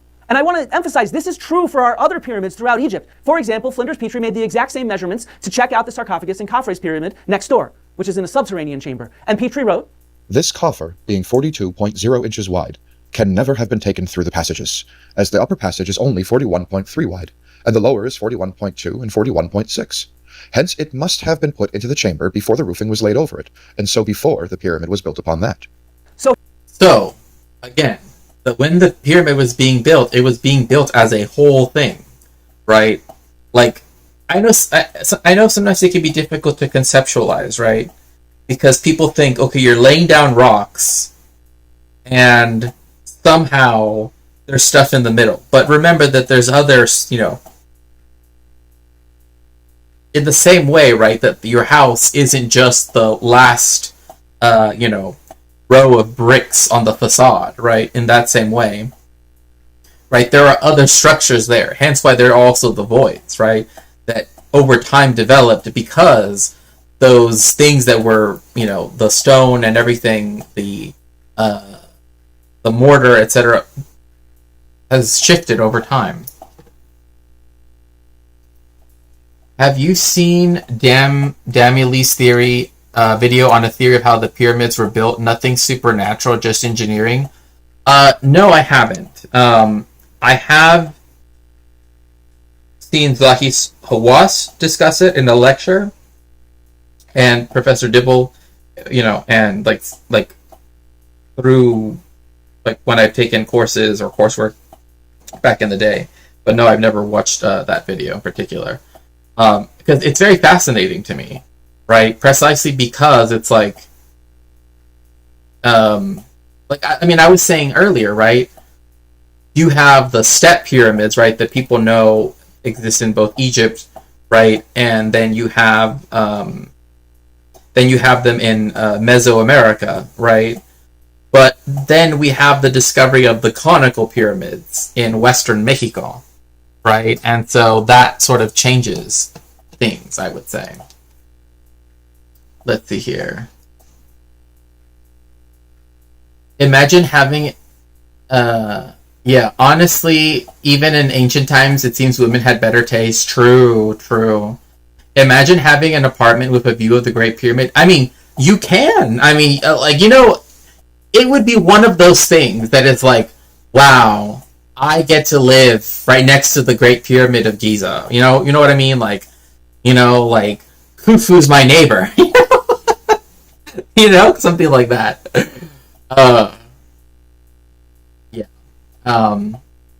Even more, or even a modern one, like simple surplus labor was available, right? And the labor was incentivized precisely because of the fact that they wouldn't have to pay taxes for a year, right? So, and because it was done by household, right? So the family wouldn't have to pay taxes, right? So definitely lucrative thing to do, I guess. It would. I mean, it's the reason why, if you go to central Paris, right? It's different from the United States, right? In the United States, the most expensive places are usually at the peripheries of any, with the exception of New York and East Coast cities, I would say. But when it comes to LA and other places, the most expensive places to live are Malibu, Pacific Palisades, right? They're West LA, right? They're not like in Europe, where almost all of the where most of the wealthy people live tends to be in the center of the city. Same thing in Mexico City. The center of Mexico City is where most of the wealthy. Well, that's kind of changed a little bit because there's Polanco and Interlomas, but that's a bit different, right? That's Mexico City's so big that it could have two big areas of that type of very wealthy people living there. But they had Indiana Jones dropped doors. Exactly, MIDI doctors. Exactly. Do not lick the pyramids. Licking the pyramids is illegal on this planet and other planets. Okay, Mr. Krabs. You can't tell me what to do. I will lick a pyramid and make out with all ancient Egypt if I want. I mean, and it wouldn't just be ancient Egypt. There would be everybody that's ever been there, including Mr. Beast. Just putting that out there. If you want to say, hey, I made out with Mr. Beast, well, you technically did. You technically also made out with his whole body, but I'm not going to go there because any perspiration is all imprinted on that as well. So, excellent safety tip. You should not be going around licking ancient structures. You don't know when the last time they got washed was, and especially within the interior of something like the pyramids, right, or other such things. Don't go licking the inside of St. Peter's Basilica. It's just, no, please don't. The Pope would be very upset. I feel like he'd be very upset. Speaking of being upset, no, I'm just kidding. If you'd like to support me in some way, whether it's to support me in my research by going to my throne at throne.com/Shakespeare, or making a direct donation via Ko-fi, even if you're international, feel free to do so. That way I can continue to make this content. also consider becoming a patron on Patreon, where I recently uploaded 2 articles on the history of Zionism in Palestine. I would love to culture the salt. Yeah. You know what? I changed my mind, right? Like, right away, it's like, like, if I think about all the worst, like, it's like, someone once asked me when I told them this, it's like, has Alex Jones ever gone to the pyramids? And I'm just like, I don't know, for some reason I'm remembering, I don't know what show it's from, but there's like an episode where people start getting high because they start licking like the back of a frog that makes you high, and it's a real thing. But like, for some reason I thought of that when I thought, imagine Alex Jones' essence being on the pyramid walls. Like, I feel like it would sort of do that psychedelic thing for you too. I also heard it's like licking thousands of people because their breath and probably skin tissue. Yes, that's exactly what we were saying earlier, is that all of their perspiration of their entire body, their breath, their dirty, stinky, unbrushed teeth breath, if you know, you know, right? And everything else, right? That's all over the place, right? Like, that's why I said, like, you literally made out with like everybody's ancestors all at once, bro. Because there was one guy, he paid to someone to steal a stone, which planet, you know, because you can corroborate this. In Egypt, that is a crime, right? A very high punishable offense. So he had it stolen out of the pyramids, right? Taken out of Al-Qahira, and then brought to the United States. So that way he could see whether or not it was true that there is a salt layer, because archaeologists have noted there is a salt layer. He didn't read past that, though. He didn't read why there was salt, right? And it's because, everybody's salty, right? I mean, it sounds weird saying it like that, but you know what I mean. Like, when you perspire, when you breathe, right? Like, all of that stuff gets caught on those rocks because there's no escape. It just stays there. It's just been fermenting there for 5,000 years. So, yeah. I can only imagine it would be a hugely diverse community of microorganisms. Oh, for sure. Like, see, this is where some conservation work overlaps with something like that, right? Like environmental health, among other things, like microbiology, right? Is, if we want to preserve these things, we also have to take into consideration the fact that there are microbiomes, right, or microbial, biomes, if I can just call them that for now, right, that exist on these objects, right, like the pieces of copper, right, which is why they have the verdigris appear, right. Then you also have other things too, like what happens to the granite or what happens to the alabaster. But then there's also the fact that these things are kept in a very enclosed environment that literally collects the moisture of people, right? And so therefore it is just so many infestations. I don't know. I don't mean to use that term, but it's just like, that's what comes to mind. It's like every square millimeter is just like, ugh. I wouldn't doubt that there may even be anaerobic bacteria endemic to the... Yes, I could see that too. Yeah, that's actually quite interesting. I don't know if anyone's written on that. Because, they use... I mean, this is why tourism is a big problem, right? Because then people bring in other stuff too that could cause those things to be wiped out or to no longer be detectable, or to only be detectable, right, as a former living organism or something. Endemic, something like prokaryotes, yes, that evolved to extremely specific, yeah. Especially because, like I was saying before, right, if you go down to the subterranean chamber, right, you not only have moisture, right, but you also have higher heat, right, because as we were going over last time, the lower you go, right, like with the extreme mines in South, like the one in South Africa, right, it gets to 65 plus degrees Celsius. Right, which is very hot. I'll put it like that. That's very hot. So, I mean, 100 is boiling, right? So if you're at 65, you're already reaching almost boiling levels of heat, right? So in the subterranean chambers that are not that deep, right, you definitely would have the perfect conditions for something like that. And also remember, Miss Frizzle, the water table is high as well, right? So that also adds to those things too, right? So definitely would see that, especially in the tombs around the pyramids as well, where they actually went down into the bedrock. So here we have the smoking gun. The sarcophagus clearly designates part of the story of the function of the pyramid. There has to be something mortuary and funerary about it. Wouldn't you agree, Tavro? I think Tavro agrees with me here. He's slowly convinced that this was not a cat-sized sarcophagus. Oh, look at that. That's so cute. Although there were cat sarcophagi, I know people have seen them. Those are the type of environments that Archaea love. I know, and like this is why when I went to these to look at this one site, and I went down maybe around 80 meters below sea level, I felt like I didn't want to be there, okay? Like, I think I've mentioned this before. As we started to get lower down and lower down, right, our interest to see what was down there was greater than the fact that we all felt this communal sense of dread because it was so hot.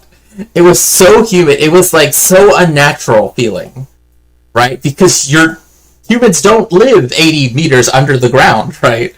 They definitely didn't evolve to do so, right? As such, right? And so, yeah, afterwards, see, oh, you know what? This actually makes me think of something, Miss Frizzle, since you live where you live, right? Have you ever been to Carlsbad Caverns? The reason why I bring this up is because at the bottom of Carlsbad Caverns, right, they have the restaurant.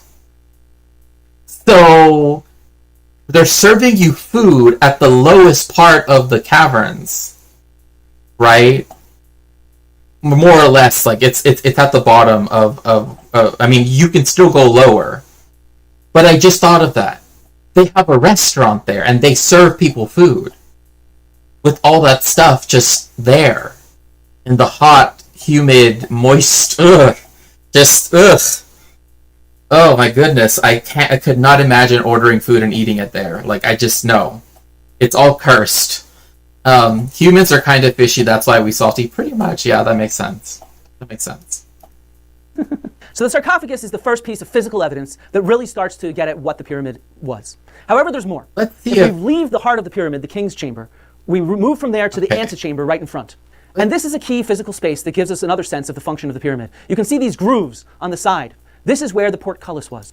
Okay, we're gonna move a little bit forward, through which we can understand the construction of the pyramid and all the different characters that were involved. For example, Zahi tells us about an individual named Dedi. The tomb that I found for Diddy. Like P. Diddy? Diddy, yes. See, this...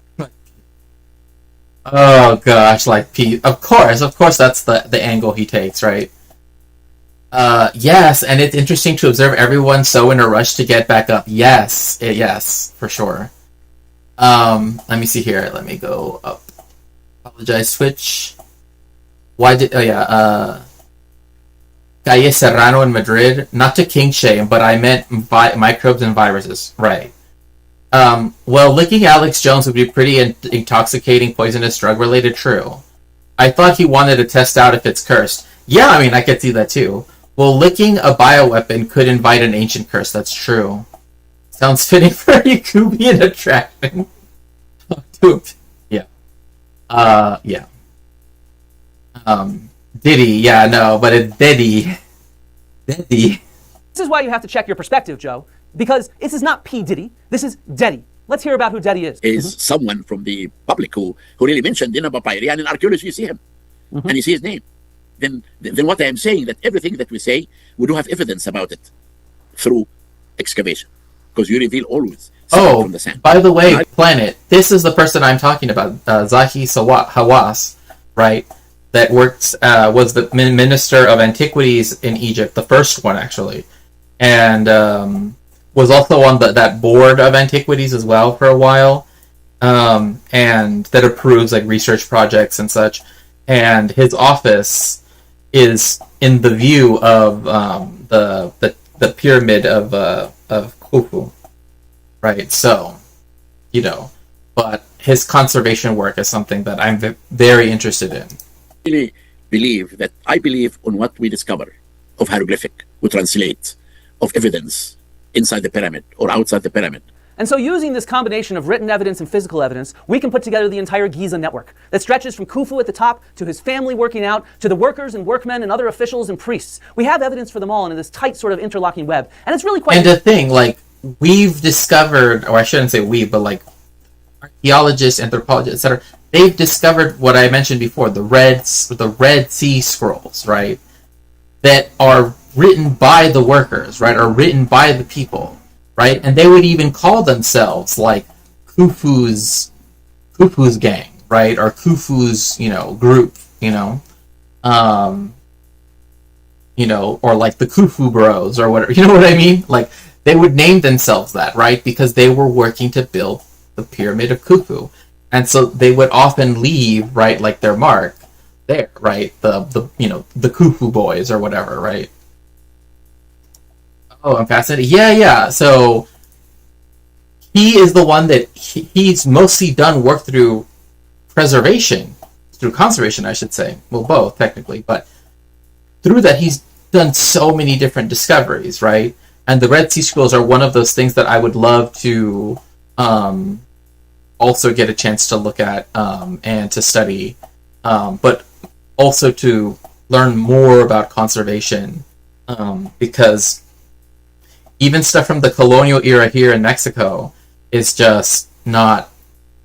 a lot of it isn't being conserved in a way that it needs to be. Feeling. It gives you a sense of the depth of our archaeological and historical evidence upon which these stories and these narratives are created. So at Giza, the key point obviously is the Great Pyramid. That was what transformed it into this cemetery. This is for Khufu. We have the evidence of Pharaoh Khufu written into the pyramid itself. Were they unionized though? Technically, I don't think they had that concept yet. Maybe they did. Who knows? The ancient Egyptians invented unions. Who knows? However, the way how it worked, right, was if you do the work, right, if you work to help build the pyramid, because it was a national project, you didn't have to pay taxes for that year. So for maybe a month of work, you get a whole year off of taxes, right? So that was the incentive for doing it. So they weren't unionized, but they got something in return, right? As in they didn't have their income taxed, right? They weren't taxed in species or in kind, so to speak. Just next to it is the middle pyramid, and that is the pyramid to Khufu's son, Khafre. And just next to that one is the pyramid of Khufu's grandson, Menkaure. We have all this written down in text. This is not a mystery at all. But this web is so much deeper than that. We have the entirety of Khufu's family basically buried in this cemetery. For example, we have his mom, Queen Hetepheres I, which is just an amazing story of an unlooted tomb because it was hidden. Yeah, like, this is the thing. What has made it the only tombs that were able to survive the mass looting that did occur over the centuries, right? Does not matter who did it, right? What matters is, it doesn't matter who did it insofar as, like, oh, it began with this group or that group. The difference is, like, when it comes to, like, colonialist powers that specifically go to a place in order to take the things, that's when there's a qualitative change. But the looting of these things by different grave robbers has been happening since they were built, right? And so that's one of the things. So when archaeologists even, find something like that, a tomb that was hidden just enough to survive being looted over 5,000 years, right, is one of those things that's just, sticks out, that's just, like, unbelievable, right? And mastabas, those are kind of like squared mounds that were in the first tombs that we know of that were built in that way, right? And the Office of Pyramid Studies, that would be where Dr. Hawass's office would be. We also have the tomb of the grand architect of the Great Pyramid itself, Hemiunu, Khufu's cousin. His statue is actually quite impressive, is it not? Similarly, we have the tombs of their wives. For example, the tomb of Marasank III, who is Khafre's wife. And that tomb shows some beautiful hieroglyphs. It shows her even. It's really quite nice. She died at a young age, and her mom ended up using the tomb that was being built for her and buried her daughter in it because she died at such a young age. And so we have all these family stories that we can piece together, the generations of the family of Khufu. This is important, right? Because, again, this is one way of also allowing for people to explore the pyramids without, necessarily going in. Because, see, this is the thing. When tourists go into the pyramids, among other places, right? Like, we've already talked about why, like, the rock is salty, right? But they touch things, right? You will touch things, right? You will touch the stone. You will, drop your phone. You will do, right, whatever, right? And that causes, right, the eroding that has been happening, right, over time to accelerate, right?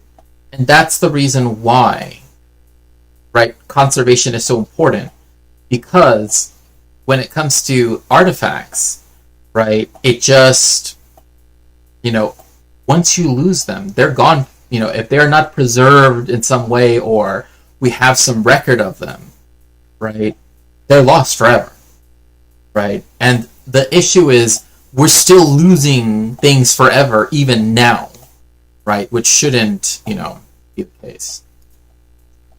Oh, back to YouTube. He already sounds like a fictional character. Having an office right outside of your workplace is convenient. Yeah, I wish I had an office that was like that. What do you think this myth about slavery in ancient Egypt came from? Or perhaps so if there was indentured servitude, right? Like, that is something, right? Like, the difference being that, like, when you did submit to whatever work that you were made to do, right, you did, I think the issue is people conflate the system of chattel slavery and the indentured servitude that would have existed at this time, which were qualitatively different. So the whole point was, like I said before, right, they don't have to pay taxes. But there were people that were taken from when they did their conquest, right, that were slaves, right, that they were enslaved, they were indentured and had to do, right, work without any recompense necessarily, right? So it still was the case, but it wasn't chattel slavery. That's the difference, right? It was like they could buy their way out of slavery. Usually their children wouldn't be considered slaves, etc., etc., etc., right? So all buried within this cemetery. But it doesn't just stop at the royalty and the elite. We have so much more. I had the privilege of asking Zahi what his greatest discovery ever was. Here was his reply. Tells you a lot about him as an archaeologist. Every discovery has a story. And it's a very interesting story. For example, when I was debating Graham Hancock and Robert Bofal and John Anton Weston that time, they were talking about the pyramid and where is the workman. And it happened that I discovered the tombs of the pyramid builders located south of the Great Pyramid of Khufu. And we found the lower cemetery of the workmen who moved the stone.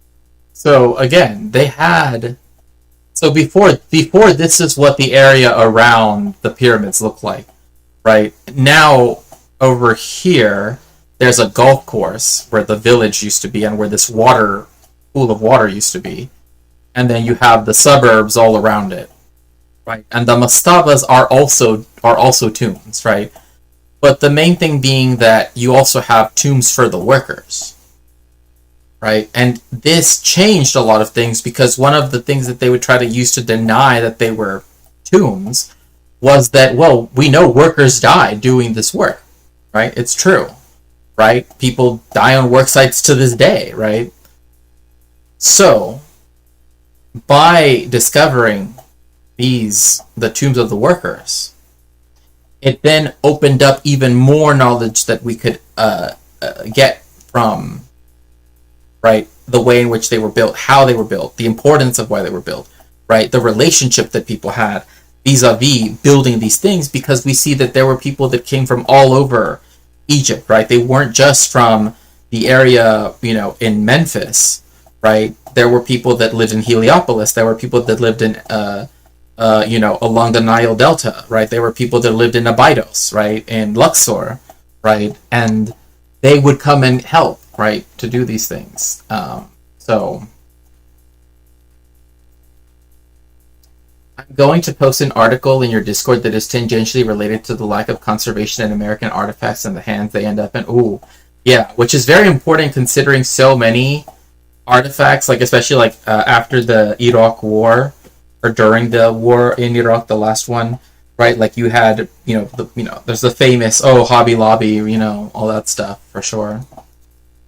And the upper cemetery for the Christians. And we discovered inside 21 titles in hieroglyphic to tell us about the people who worked inside the pyramid.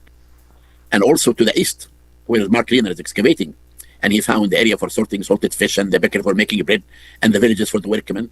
And we cannot ignore all of this. We cannot. Again, fish and bread, right? Like, because there was a branch of the Nile that went up there, right? So you have people selling fish, right? Fishmongers, right? You have bakers, and you have their ovens, right? And sometimes you can even find, right? Like in I forget what they're called right now for some reason, but like these pits where people throw away their trash, right? Like you can see how the bread back then looks like the bread that they make in Egypt now. You know what I mean? Like these very interesting continuities. And it's one of those things where finding the workers' village changed also how people could understand the pyramids as not being just these elite, isolated things, right? Instead, it showed that people lived and died, right? They lived their lives, right, trying to work on these massive monuments because it was an object of national pride, for one, right? But another thing too is that if you're a stonemason, right? If you are,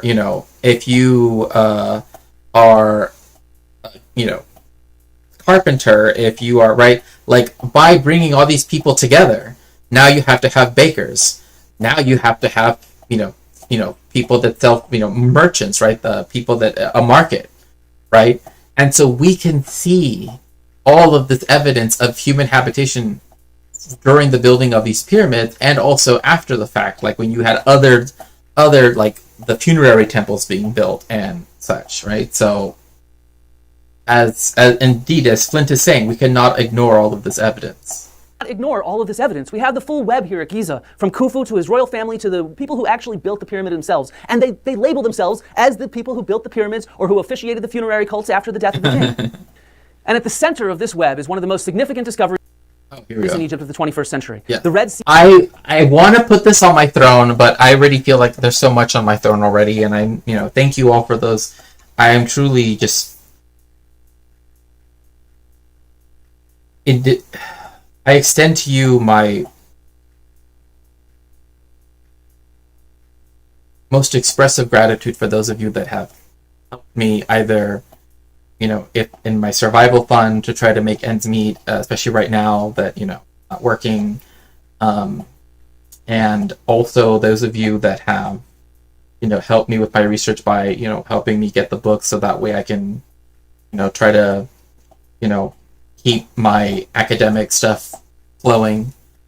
These are one of those things that just sticks out to me quite a lot where, like, from the Institut Français d'Archéologie Orientale, like, this discovery right here is just something that reminds us that the ordinary people matter, right? It's great man history is not history, right? And we can never just recapitulate it ever again, right? Like we just can't keep doing it over and over again, right? We shouldn't fall prey to it. That it's all of us, right? The workers, the people that allow for these wonderful monuments and for these, whole cities to be filled with life. And something like the Red Sea Scrolls or Les Papyrus de la Mer Rouge, right? Le Journal de Dedi and all that stuff, right? Are part of that, like understanding how, yeah, people are complaining about their supervisors even 5,000 years ago. You know what I mean? Like, the supervisor is such a, whatever, right? Yeah.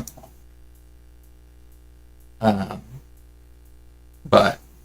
thus is Scrolls, as thus. they're called, the papyri that were found at Wadi al-Jarf, Khufu's port, that imported resources from the Sinai Peninsula. All the Yeah. So again, this is the branch of the Nile that used to come right up to where the Sphinx was, right? Remember, I said this earlier, right? So the Sphinx is built on. So they completely got rid of all of the dirt and built it straight on the bedrock. Here, they could bring in the ships to offload the stones and then move them up here into these quarries where they would work. And you have the workers' quarters down south, or down here, right? And then you had these ships that were used for other purposes. But regardless, for us, what's important here is that Wadi al-Jarf is a place that, and from what I understand, it's a wadi that's on the western part of the Sinai Peninsula, if I'm remembering correctly. I could be wrong. Maybe it's across from the Sinai Peninsula, but that's where they would bring the granite, right? So they would cross over the, cross over from the Sinai Peninsula over to Egypt, in that part that's the thinnest part, right, from where the River Nile is and the Red Sea, right? And then they would bring it across and then sail it down the Nile all the way to the pyramids, right, to build them. Like just the sophistication of that. The ordinary people are the ones who keep things going, right? And that's the thing that we should really think about. Each stone that's placed there represents, right, human effort, right, that a lot of it, sadly goes unnamed, right? But when we we go to visit these places, when we see these places, right, we always have to remember that, like, the people that helped make them reality, right, is important. Just as important, if not more important, than why the pyramids exist, right? How they came to exist, right? Because none of the pyramids would have been built had there not been people who, again, the workers that, with some of whom were indentured, some of whom were not, that, put their skills and knowledge and expertise and effort, right, real effort, working very hard, possibly in ways we might not comprehend now. Not saying everybody couldn't comprehend, but many people sometimes might not think of it because they didn't have modern amenities, right? And sort of seeing how that everyone builds pyramids, right? It's not just the Great Pyramid of Khufu. It's also the Great Pyramid of every person that helped construct it. Hey, hello, Imran. It's good to see you. They were mostly paid. Yeah. Well, the other deal was, if you work at the pyramid, you wouldn't have to pay your taxes for that year. So that was the other incentive there. So copper that was used throughout the realm would have imported through this port. And there, these Red Sea Scrolls reveal what's known as the Diary of Merer, one of the individuals who worked on the Great Pyramid. Now, these scrolls are dated extremely clearly. Here's what Dr. Hawass has to say about them. The Wadi al-Jarf papyri, one of the most important discovery that happened recently, that many people ignore this discovery because it's a diary of an overseer of a workman. His name was Merer. He had a title in hieroglyphic called Sahaj, means inspector. And he said, I was hired. Like, and again, this is, I really like the fact that Flint put in these different views, because, like, again, like, we will never get to see the pyramids as they would have looked like 5,000 years ago. But to me, it's still something awesome to be able to make these reconstructions and to sort of see, like, yeah, here you have, because this even looks different, right, from the version that it showed prior, right, from before they built that port, right, where they took the land here on the west side of the Sphinx, right, or that side of the Sphinx, right, and then turned it into a port, right, so that way they could bring in the stone, and you can see the ships, right, the very long barges that they would bring all the way up here. So by Khufu to work in constructing his pyramid. And he said that his immediate boss, his name was Didi. And Didi is a tomb that they discovered west of the Great Pyramid. In Giza, yeah. And I published. Tilbury Hill. about 3 months Nice. ago, I published I an think- article. As Zahi notes, there's this web with Dedi. Dedi is one of the linchpins that shows the connections between written text and physical evidence. So one of the And again, like, when I'm walking through, like for example, when I go to El Centro Histórico of Mexico City, right, the historic center, you can walk. They actually built these, like, metal, like, passageways, right, where you are walking on top of an active archaeological site of El Templo Mayor of the Mexica, right? And it's things like this. The reason why it interests me so much is because it's like living with this history where you have, you know, colonial buildings that were built using the stone of some of these Mexica / Aztec temples or whatever, you know, among other things, I guess is what I mean to say. You know, the fact that then you also have, you know, just all of the things that had to come together, right? Along with the fact that you have this open archaeological site that you can just walk right on top of, more or less, right? And what's very beautiful too is that at the far edge of it, it has this huge sign, this huge thing carved in stone that says like that we, the Mexican nation, should understand, right? That just as much, like, essentially saying, like, we are the product of many ancient lineages, not just the Spanish or Europeans or the Mexica, but something that goes beyond that, right? And to take pride in that. And that's one of those things you can literally sort of feel, or you can, you know, when you're in the Centro Histórico and you're looking at the Metropolitan Cathedral of Mexico City, hearing the bell go off, right? Hearing it, you know, hearing, as they call them, the changes, right, of the hour, right, with, you know, with this volcanic stone that they built it out of. You know, sitting outside of an 18th century building that it now holds a bookstore, right, and has a little cafe in the front.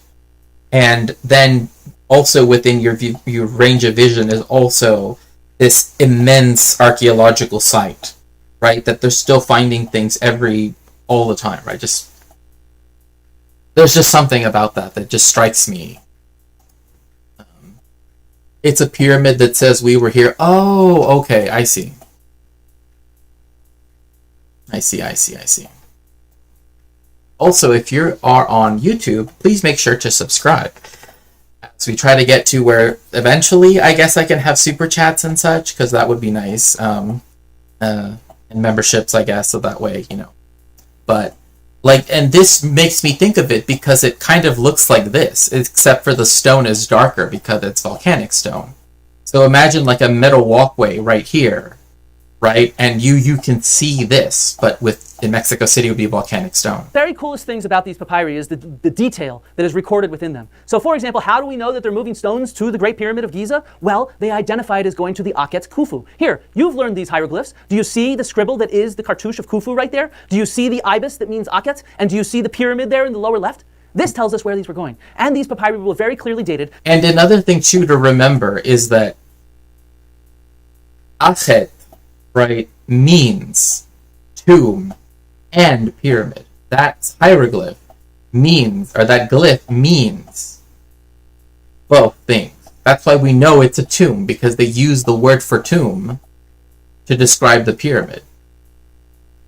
Because tombs pre-existed the creation of the first pyramids, right? Because first you had the mastabas, right, which are like these rectangular mounds that they still built even then. So to the 27th year of Khufu's reign, just like those quarry marks we mentioned earlier in that mine for red pigment.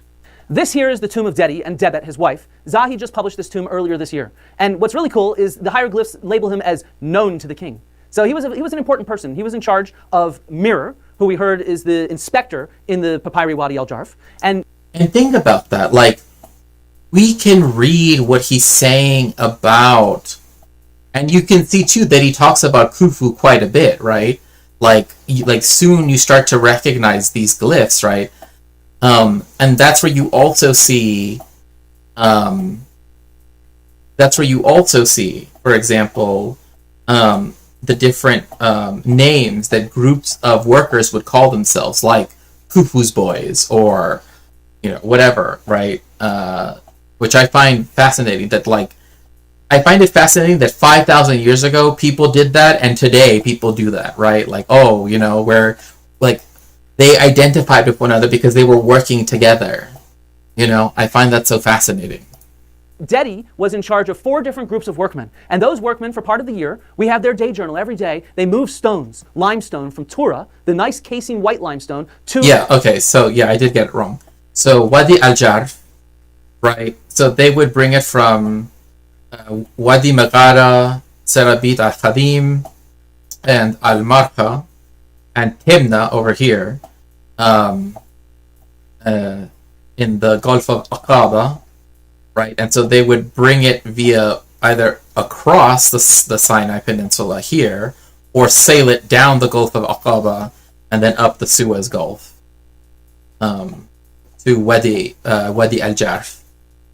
So, and there is a place that I would love to go to, because like here it shows the names of it shows Alexandria, right? Alexandrie. But I would like to visit, what's it called? Memphis, Heliopolis, but Beni Hassan is one of them, and also Abydos. Like, for sure I would want to visit Abydos.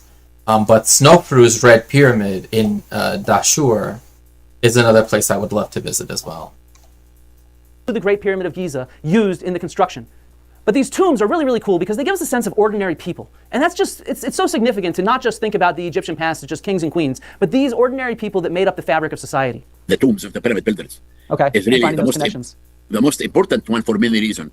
Archaeology and first time to understand about the common people. Because you have to understand that kings and queens and officials and nobles represent only 20% of population. The 80% are the public. Exactly. 80%, and if even that, right, like that is to say 20%, if even that, because sometimes it's even more narrow, right, it's even smaller of a population. Like 4/5 of the population being everybody else, right?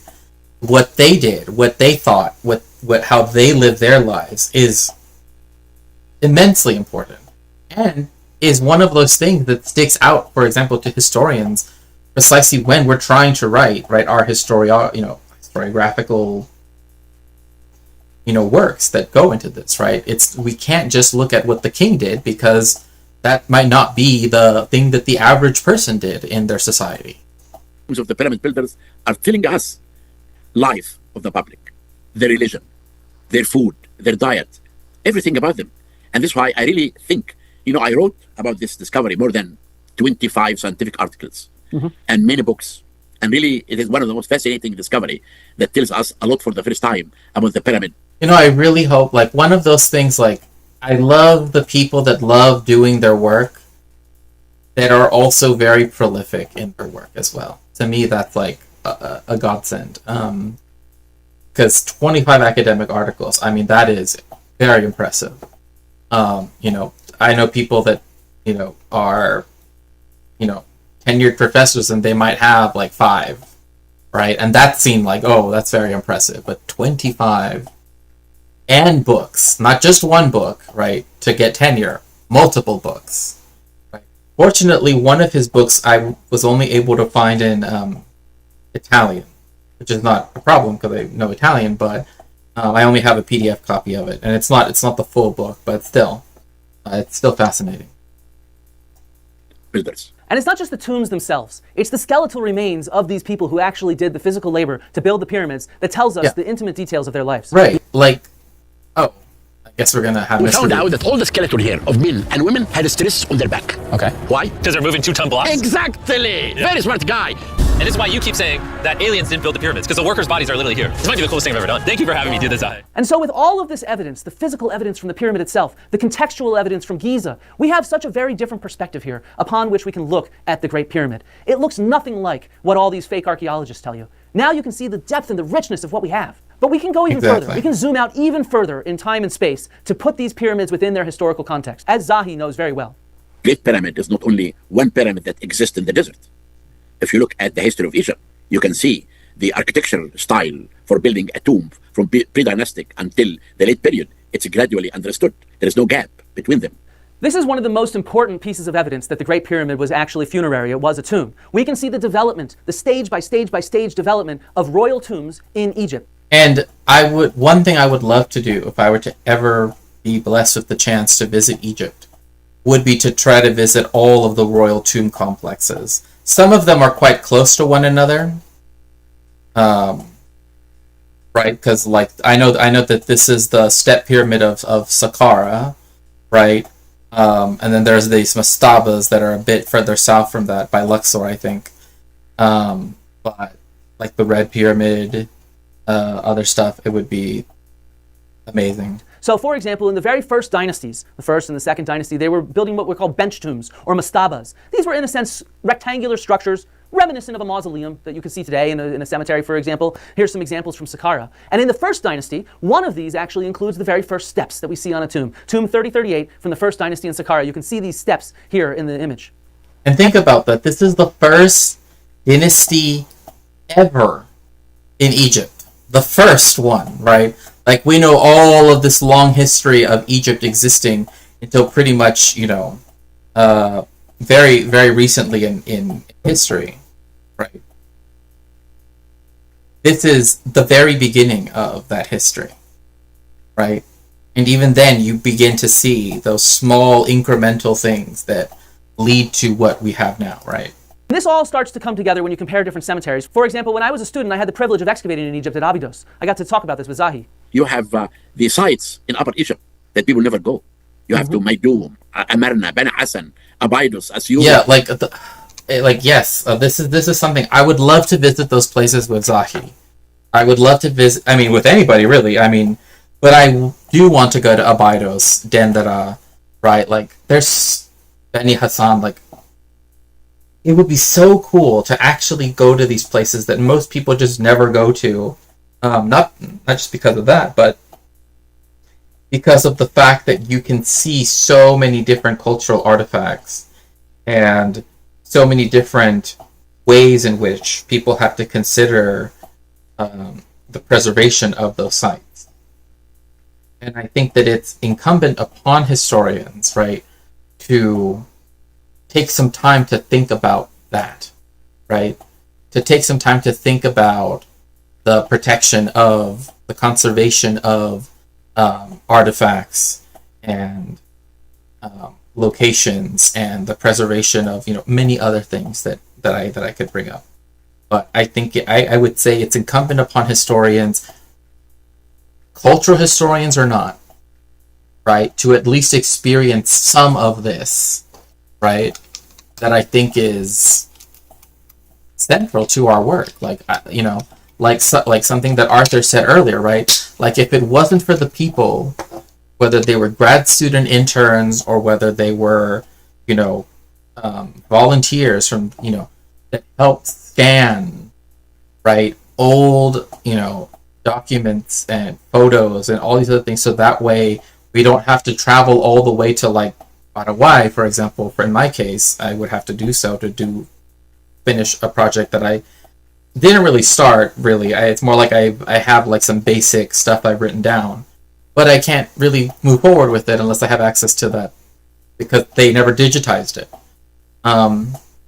So, yeah, I think it's incumbent upon all historians, really, I would say all academics, to understand the interconnectedness of all of our fields. I don't like this idea that, the engineers are over there and the biologists are over there and the physicists are over here and the historians are over, you know what I mean? Because at the end of the day, we require all of those different skills, right, to find, preserve, conserve, right, report, detail, and then, write history, analyze, interpret, etc., etc., etc., right? All of those things are part of human knowledge that shouldn't be seen as so distinct, and instead we should be able to take these times to step away from, right, like our very narrow fields of expertise and kind of, be put in situations where we have to think, oh, like engineering, right, is something that's important that I never thought of, right? Because I can talk about the pyramids solely from the works of books, right? As opposed to having to think, how do we ensure that this pyramid doesn't fall apart? But as you saw, some of them have already started to fall apart because of, engineering reasons, architectural reasons, right? But also see, right, like something like the Red Sea Scrolls and really get to understand in a greater way how people lived, how people worked, how how even principles that are important in mathematics and all these different things, right, are things that started in many ways, even way back when, right?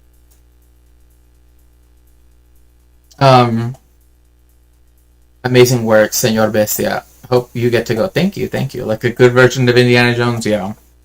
I'm not gonna take anything. Although I have been told.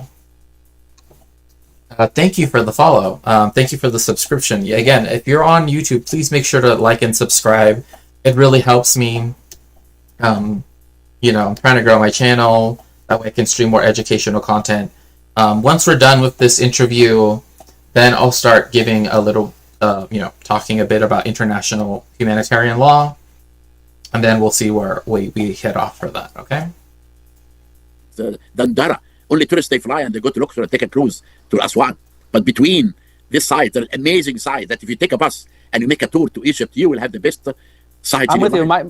I want to get on that bus, Zahi. Like, plan it.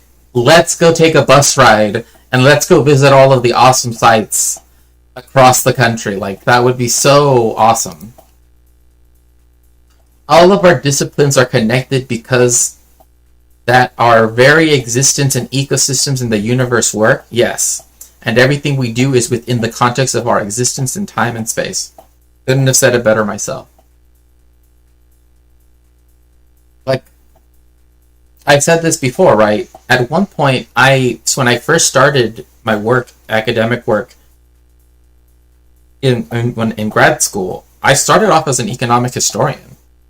Even though that's not what I do now, I'm a cultural historian, you would be hard-pressed to not see me bringing in economics and, political economy, etc., into that stuff, let alone questions of art, other things, because we're always a multiplicity, right? And that's something that we have to embrace. That I really do think needs to be embraced at a much higher level. My favorite is Abydos because that's where I excavated back in 2004 with Matt Adams. And so you worked with Matt Adams? Yeah, in 2004 because I was a student at Penn. Yeah. But what I want to tell you that look at Abydos. It's a beautiful, unique site that contains the great temple of Seti I and Ramses II and the tombs of the kings of Dynasty 1 and the last two kings of Dynasty 2. And this was my first lesson into the history of ancient. Again, I love the fact that he's putting these maps here. Thank you so much, Flint, for this. I really appreciate both your academic work and also just the fact that you're just a cool person. He also streams as well, every now and then, drinking that Welsh whiskey. But, yeah, I would love to go to Abydos. That's where you can... But I would also like to go to, where is the other one? I know it's Abydos, and not S1, but it's somewhere, is it? It's wherever the Red Pyramid is. I'm sorry, for some reason I can't remember. But, you have here ancient Abydos, right? The Western Desert, these very beautiful, cliffs, right, that you can see. And sometimes you get these small streams that appear when it does rain. But yeah, to be at the Temple of Osiris, the Temple of Ahmose. I can't really read that one, but But yeah, like I would love to do what he mentioned and just Dashur.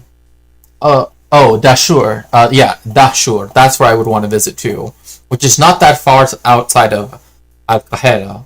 But I do want to go to Abydos and Dendera and such. Because I'm just like, I mean, honestly, I wish I could go everywhere in the world that has interesting stuff, you know? That would be so cool, but like listening to Zahi Hawass and like get on the bus and, you know, go visit all these awesome sites. Like, I'm down. Like, I'm down, you know, like, I'm ready.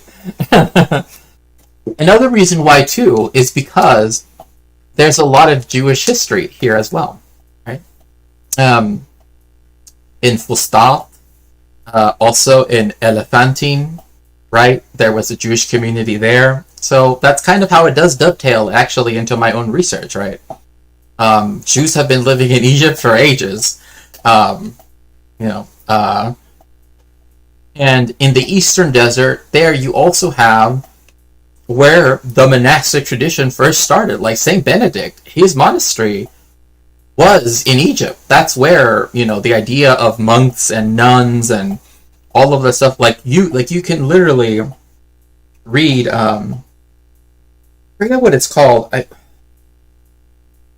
I forget if it's called the Works of the Monastic Fathers. Oh no, the Works of the Desert Fathers. They were the first people that were that started the monastic, as I mentioned, right, with Saint Benedict being the first to have his rule of Saint Benedict. So you can see these ancient monasteries that have been here essentially since the very early part of Christianity, right? Because Egypt was a place where it really took off. And so it would be cool to visit all of these. Like, the fact you can see so much is one of those things. I also want to, like, while I am emphasizing Egypt, right, there are so many other places that are like this, like Persia, like India, you know, even places like Brazil, Mexico, Costa Rica. Like, there's no, you know, that was a pivotal realization for me in terms of how I approach my work, both personal and professional, especially because history is so important to building the body knowledge of ecology. Exactly, right? And another thing too is, like, the further back you go, you also get people who don't let disciplinary boundaries get in their way, right? In the history of ecology as well, right? Bro, I am looking at a video about Thomas Sowell, and Mike Tyson has a copy of his book, Basic Economics. Oh my gosh. That sounds cursed.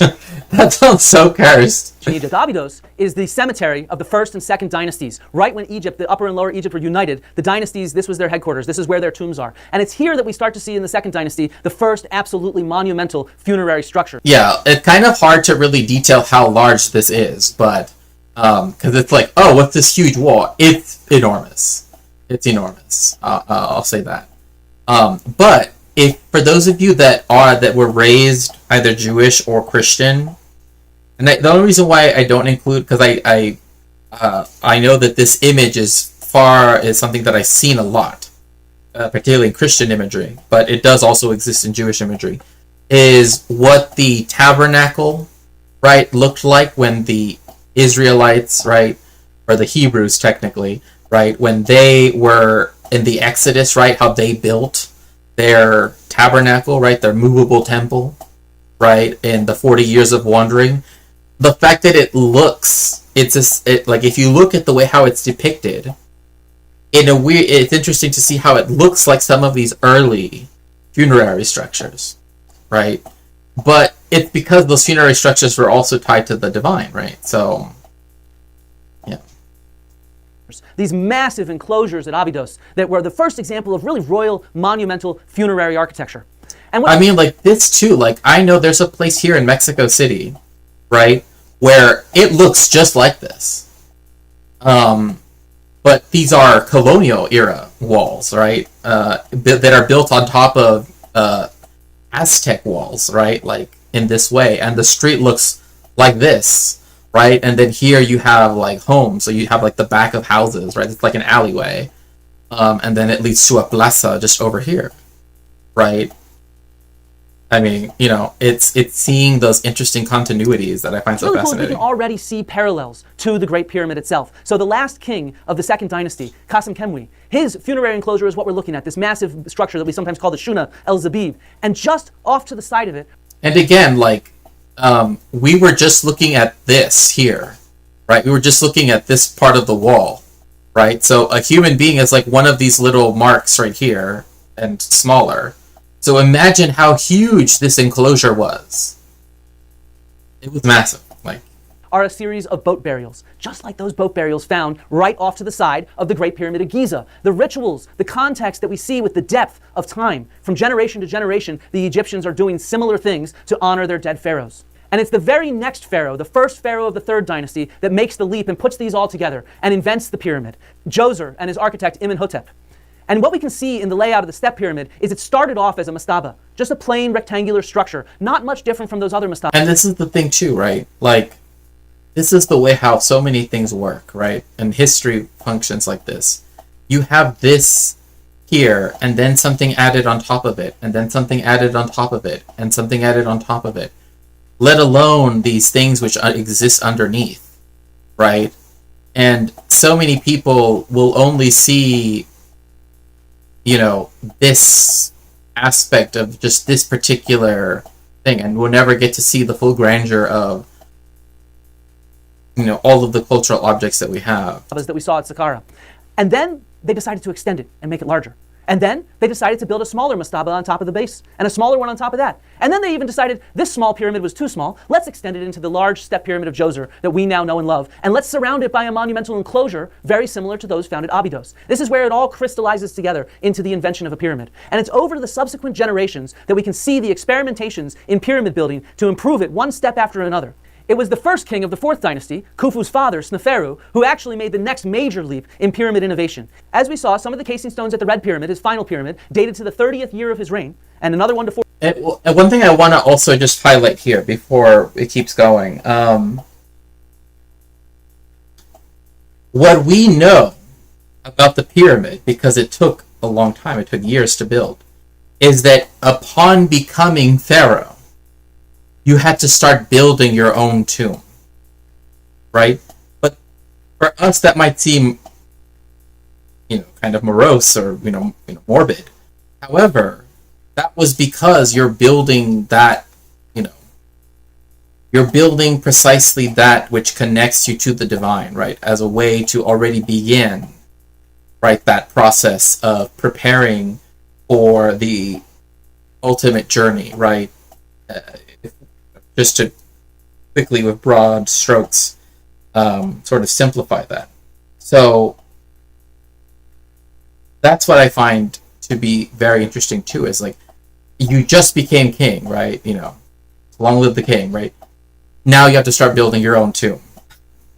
And it's going to take a long time, right? Because again, we know that in the 27th year of Khufu's reign is when thus and thus part of this and this part of the pyramid of his pyramid were being finished, right? Or when when the Red Sea Scrolls are being written, right?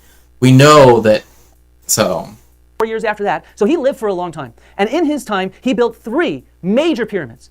The second one, known as the Bent Pyramid, is the first attempt by the Egyptians to create a straight face to the pyramid. And the angle was too high, so they had to fix it and correct it as they went because the stone was starting to... See, I think to me, this is such a cool sight, right? It's imagine you're sailing down the Nile and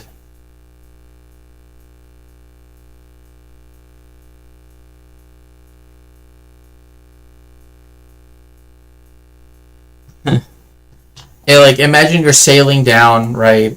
And you see this immense structure just appear in the distance. I don't know. There's just something about that is very fascinating.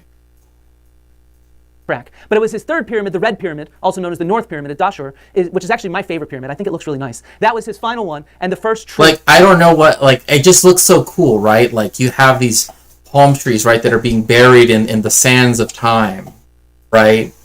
Because it's by an oasis that is right next to the Nile, right? And then above it all, you have this huge, the red pyramid. I think to me that is just,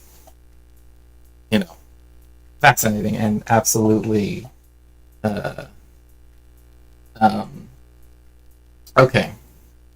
I think we can leave it there for now, and move on to something else. Okay, so hello chat. I hope you guys are doing well. Hope you guys enjoyed the interview of Dr. Hawass and going into all of the things that. Let's see here. What else are we going to?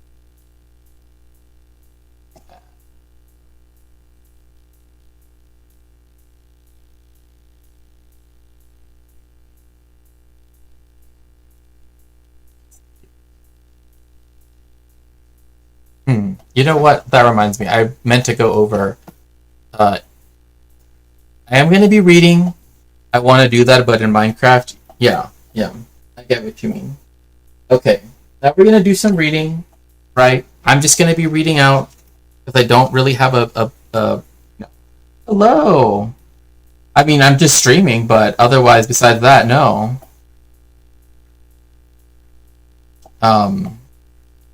So I'm just going to be reading, this would be a time that, if you don't want to have to necessarily be,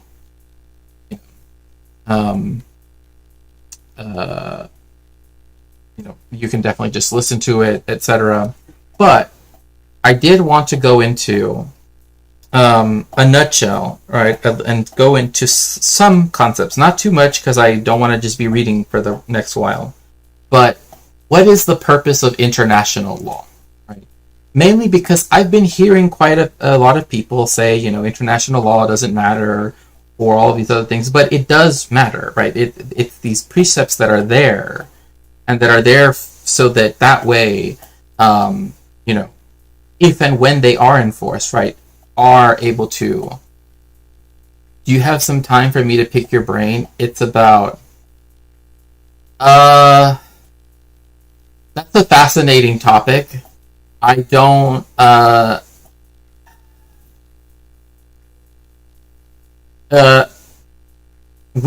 could we try for next stream, maybe? Would that be better? And we could talk about it a little bit in DMs first. Just so that way yeah, because I think that would be better, just so that way I'm in the right, that way I can, bring out my books and stuff like that and get all ready. So, thank you so much, though. I appreciate you reaching out.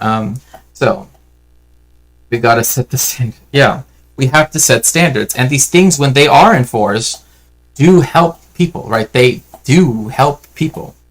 So, the purpose of international humanitarian law, maybe I should turn off the music. It's kind of bothering me a little bit.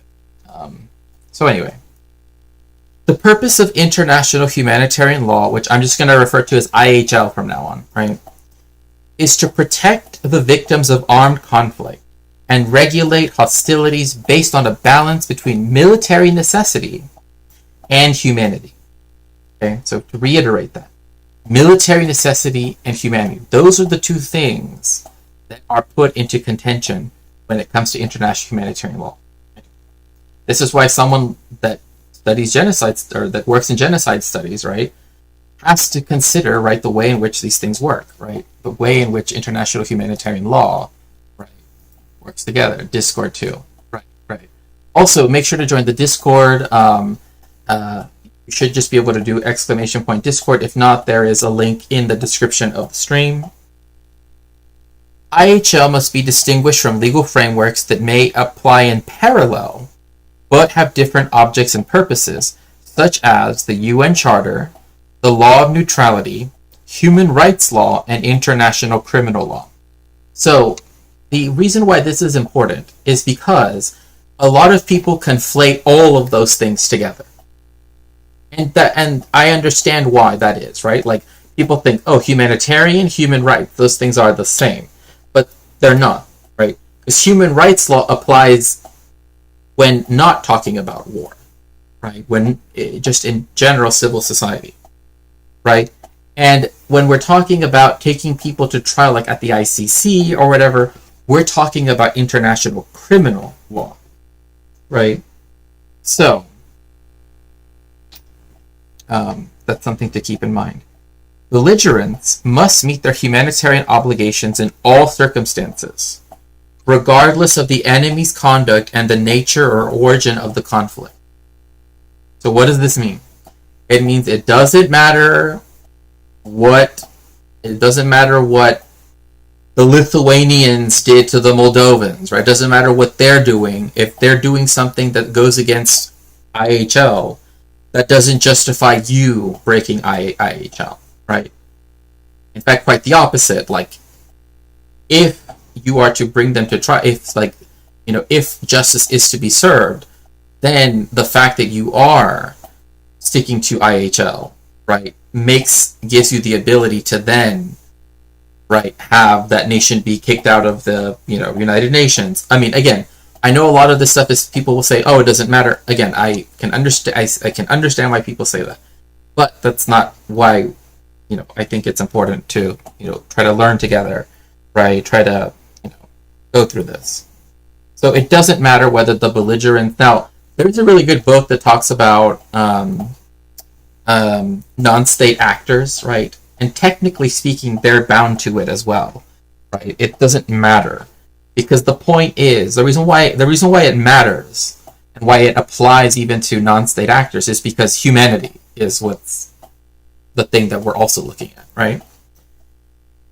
Although IHL is one of the most densely codified and ratified branches of international law, its rules can also be derived from custom and general principles of law. So what does this mean?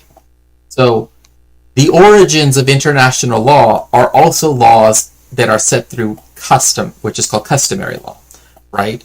Like, right, it is customary that, ambassadors, right, don't get attacked by a country if their countries happen to go to war, right? The ambassador of the opposite country, right? You don't do that. That is a custom, right?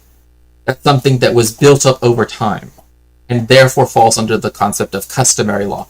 Same thing with, among other things, right? Like, you want to separate, women and children and, many things like that. But some of that stuff does become codified later on because,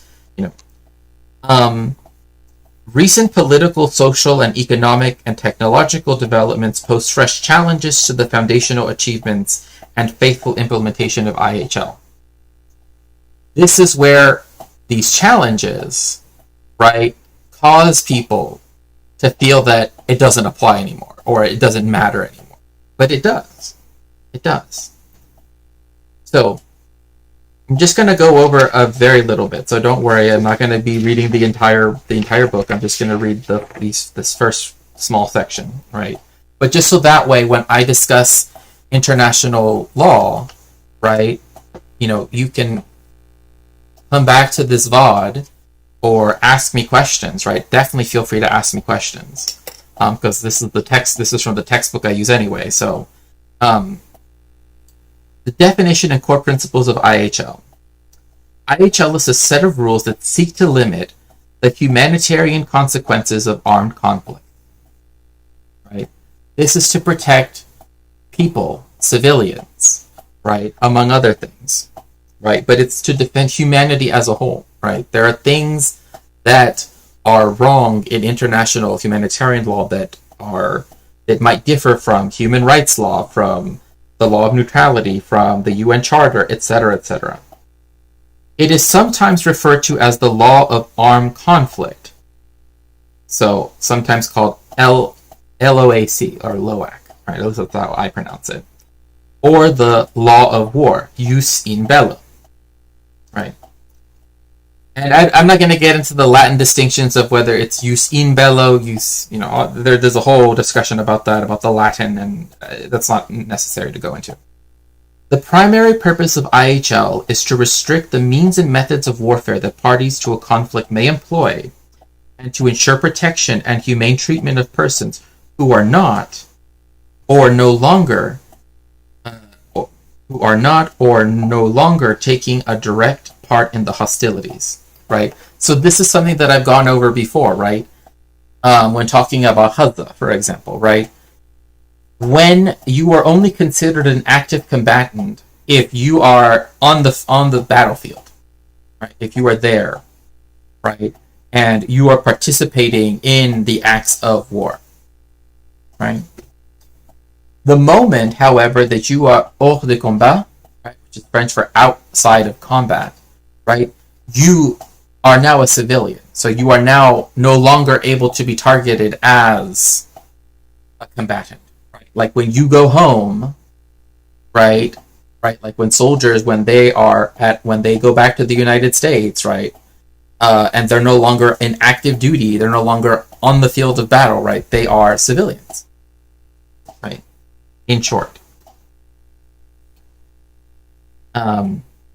In short, IHL comprises those rules of international law which establish a minimum standards of humanity that must be respected in any situation of an armed conflict. And also, please, chat, feel free to ask questions and to, postulate things. Like, that's totally fine. I want this to be a way for us to, like I said, learn together, right?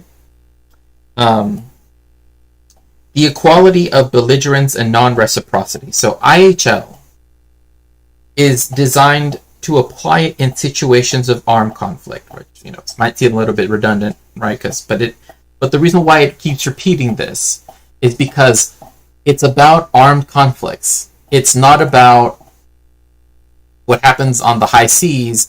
It does not involve a conflict. This is about what happens during armed conflicts only.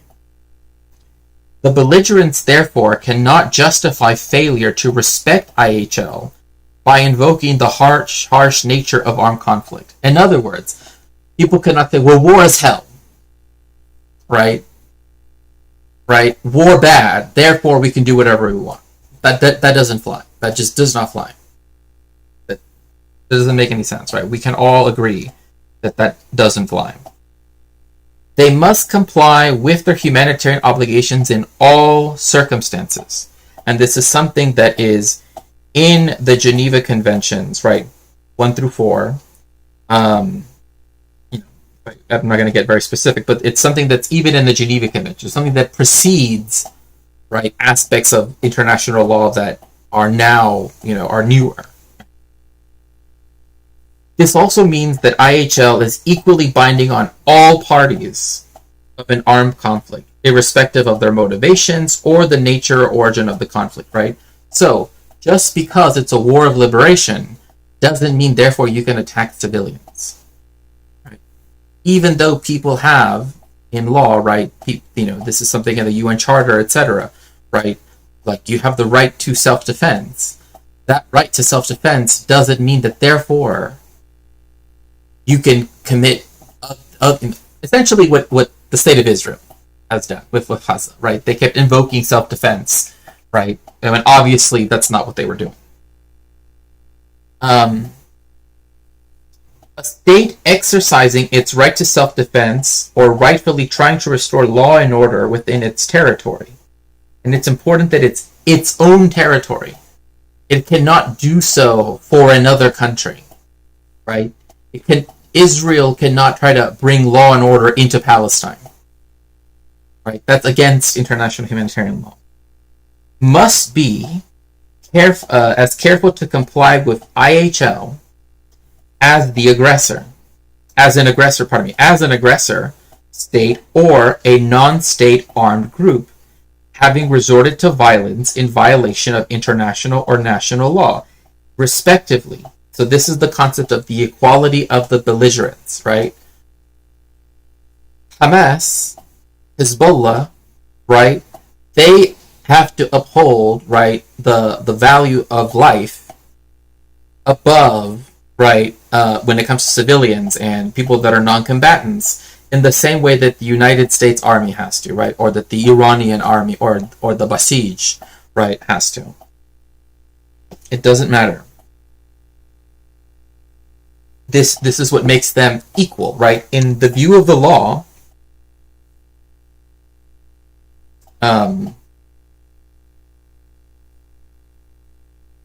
having people have the protection of human life is more important than anything else, right? Essentially, that's the whole point, right?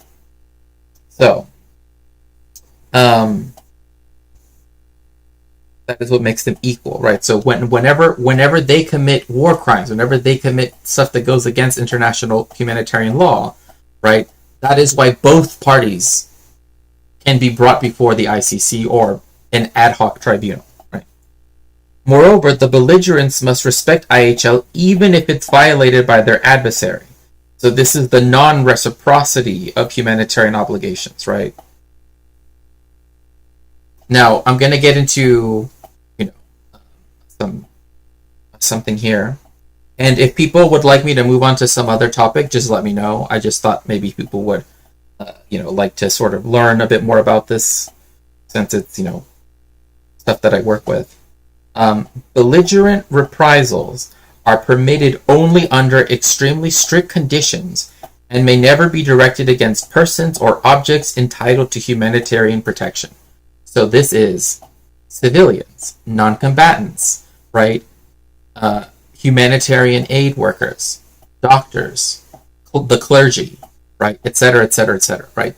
There are multiple classes of people, right, that are protected and cannot be harmed, right? This is why the attacking of hospitals is contrary to international humanitarian law, for example, because hospitals are supposed to be a place where people can get medical treatment and can be safe, right? It's a place where people are entitled to. This is how I think people should instead take international law. You are entitled to these things. People should say not, oh, it's nothing, oh, who cares about it? No, instead say, we're entitled to these protections. We demand these protections. Because they are the right of all humanity, right? Basic humanity.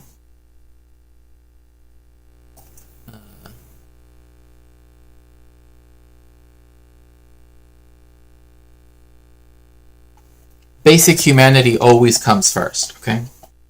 So,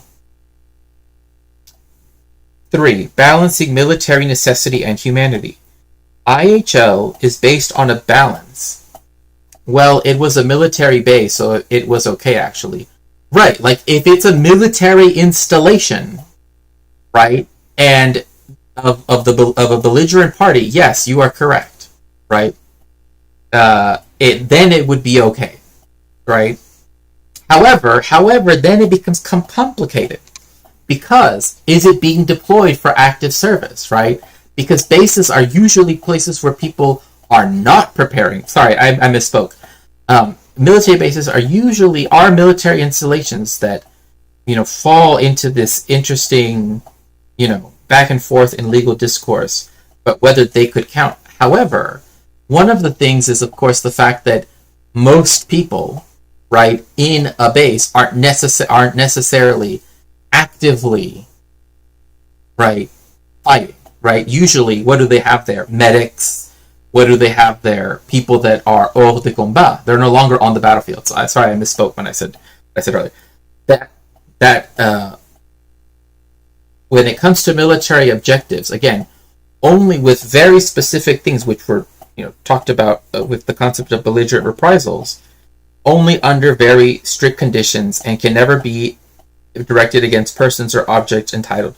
So, for example, the school, right, in Menab, right, in Iran, right, nothing justifies what the United States and the State of Israel did to that school and to those innocent children. That is why we have to demand that these rights are upheld.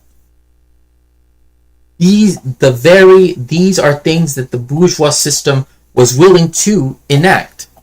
Now we have to use it so that way we can get those, those wins, one might say, or whatever, however you want to word it, right? that will bring about the better world that we want, right? As children are always granted humanitarian protection. Always. Doesn't matter.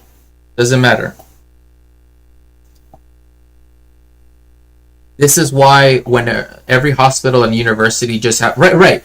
When Israel said that everything was and it was what was important was that they said it was a Hamas a base or control node. I forget what the language was, but yes, they kept using language to say that they have that central control underneath the hospital, which does not exist. And people know it doesn't exist because the only tunnel that was built under the Al-Shifa hospital was built by the IDF. So, IHL, so military necessity and humanity, is based on a balance between considerations of military necessity and of humanity.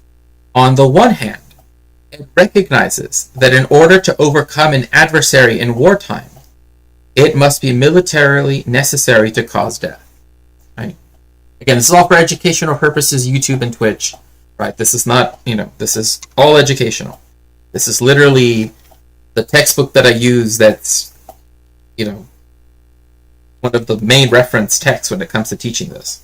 Not as a lawyer, but as a practitioner, I suppose, one way of putting it. To cause death, injury, and destruction, and to impose severe security measures that would be permissible, and impose more severe security measures than would be permissible in peacetime.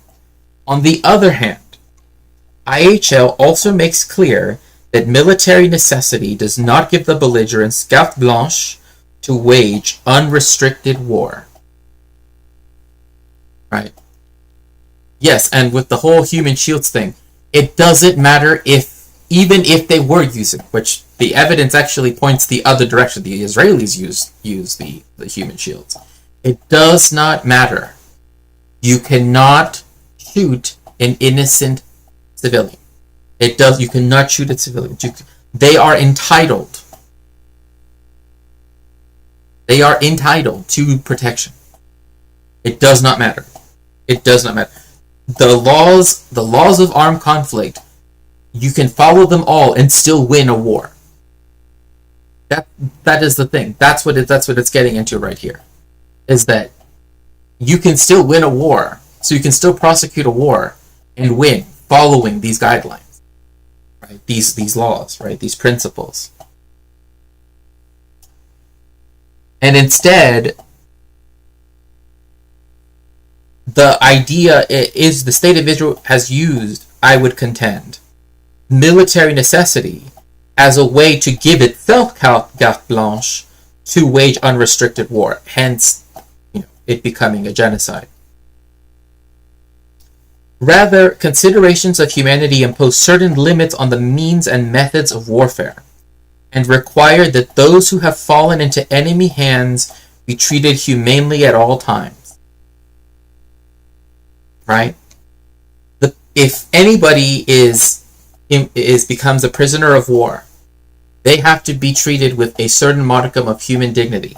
They have to be given a place to sleep. They have to be given food to sustain them. They have to be given water to drink, right?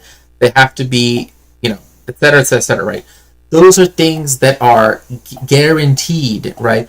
This is the reason why the people that want to dismiss international humanitarian law, I think, are going about it the wrong way. Instead, we should be insisting more so that it's upheld, as opposed to, because they don't uphold it, right? Like the United States doesn't, means therefore we can dispense with it, right? I don't think that that's the right way to go about it. But that's my own personal opinion. Rather, certain limits of warfare, right? The balance between military necessity and humanity finds more specific expression in a number of core principles briefly outlined below. This is the principle of distinction. Now, again, I'm just going over something very brief, right? I know some people have already turned off and they've gone off to go watch other things. Fine, that's fine. But for those of you that are here and want to learn this, right, this is something I find very important to teach, that I think is worthwhile learning a bit of, right? I definitely think so. 4, distinction. The cornerstone of IHO is the principle of distinction. I brought this up before, right? It is incumbent upon the belligerent, right, to ensure that distinction takes place. That means you do not shoot. That does not mean that you shoot first and ask questions later. You cannot do that, right? It is based on the recognition that, quote, the only legitimate object which states should endeavor to accomplish during war is to weaken the military force of the enemy, end quote. Right. Whereas, quote, the civilian population and individual civilians shall enjoy general protection against dangers arising from military protections, end quote. Remember that I am entitled to this. You are entitled to this. Why? Because we're all human beings and we all deserve these things to be upheld. That's why it's important to know them. Right? Therefore, the parties of an armed conflict must, quote, at all times distinguish between the civilian population and combatants, and between civilian objects and military objectives, and accordingly shall direct their operations only against military objectives, end quote. So none of this dual use shit is my contention. None of this dual use shit. Like, all of the stupid shit that they've tried to do against Huzza, where they say, oh, well, they could use the cookies to make rockets, that bullshit. No. That's just idiotic. Right? This is idiotic. No. You can only go against military objectives. Palestine does not have a standing army. Right?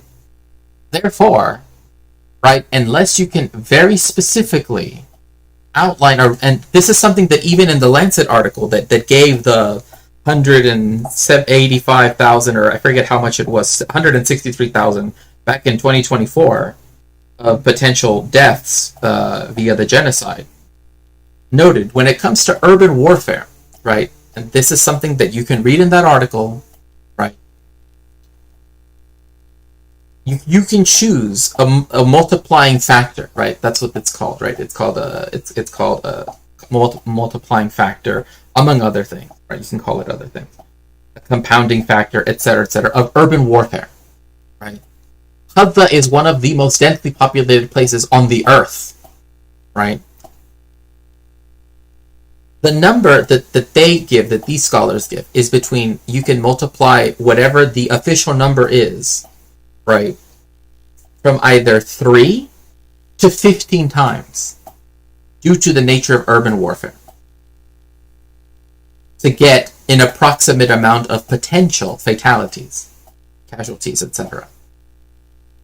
When I wrote my article that I'm not going to, talk about in depth, because, I chose the conservative side. I chose 3 times. And even when I brought it up on stream, I still got people saying, no, well, the Gaza Health Ministry, blah, blah, blah, blah, blah. Yes, but they've reached 72,000 recorded and verified. But we still don't know everybody that's passed, because there are specific things that have to happen in order for them to be recorded on that official death registry. One is they have to be brought to a hospital, to a morgue, and be identified, right? So that way they can corroborate it with the identity registry that is under the direct control of the IOF, right? So we know we can only corroborate 1-to-1 72,000 plus people. But we could multiply, considering the extent of damage and the fact that it's in an urban area, between 3 and 15 times. And this is something, again, you can go look in the Lancet article. Someone can do the math here in chat if they want to. What is 72,000? Let's go for the most conservative figure, times 3. What would be the most conservative figures? Yes. Thank you. Sorry, the Twitch stuff wasn't telling me I was getting more notifications. Okay, Twitch. Just because it isn't 100% effective doesn't mean we have to throw it. Exactly. Like, that's the problem I have, that it's something that, like, look, it's something that I care very deeply about. It's something that the study of, even though, whatever, it's like, when I read and have researched all these different genocides, and the fact that so many of these things are in response to horrific war crimes, and that the fact that these things exist speaks to the fact that we can have a better world, right? And I think that's something that, needs to be remarked upon. And yes, if you'd like to help me, you can always go to my throne. I currently have my survival fund because, reasons I don't want to get into right now. If you'd like to donate to that, you can do so, or directly by way of Ko-fi. You can also do !dono if you'd like to donate via Cash App or Venmo, or do my stream elements on my Twitch account. If you'd like to help me. Or you can help sponsor a book on Throne as well. Also, the argument that human rights are useless can be interpreted in a very broad sense, either to mean that they don't work, or that for that very reason they are needed. Yeah, like, no, I like, this is where I come and would say, look, we don't, just because the perpetrators of these current things aren't being held to account right now doesn't mean they won't ever, right? But also, we should never throw away something that actually would help the very people that we that we are either part of, right, and wish to liberate, right? Be part of the liberation of the entire world, right? It's something in the right direction. We shouldn't just give it up because there are states that are willing to overlook it right in the here and now, because that won't necessarily be the case later, right? Because they are needed, right? Yeah, Israeli targets ensure the legitimacy of protections. Yeah. And thank you so much, Gato Surfry. I appreciate. Okay, moving on to the next point.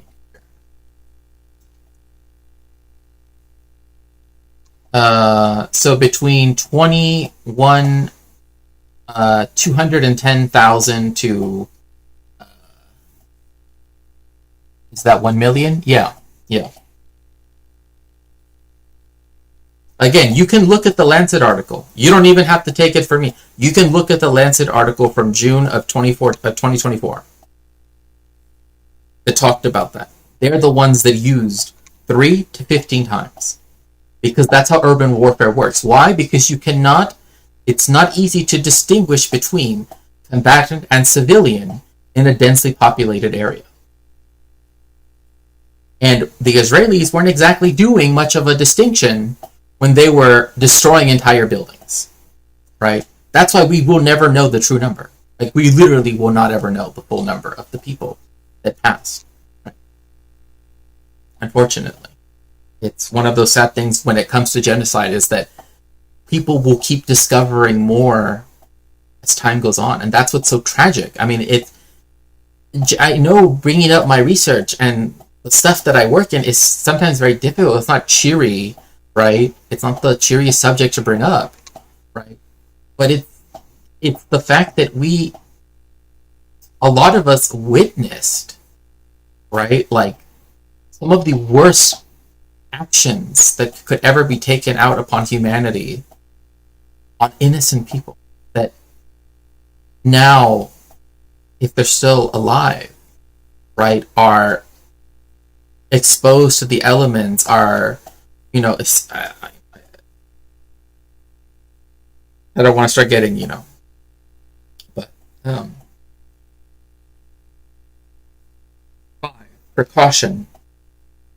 The principle of distinction also entails a duty to avoid, or in any event, minimize the infliction of accidental death, injury, and destruction on persons and objects protected against direct attack.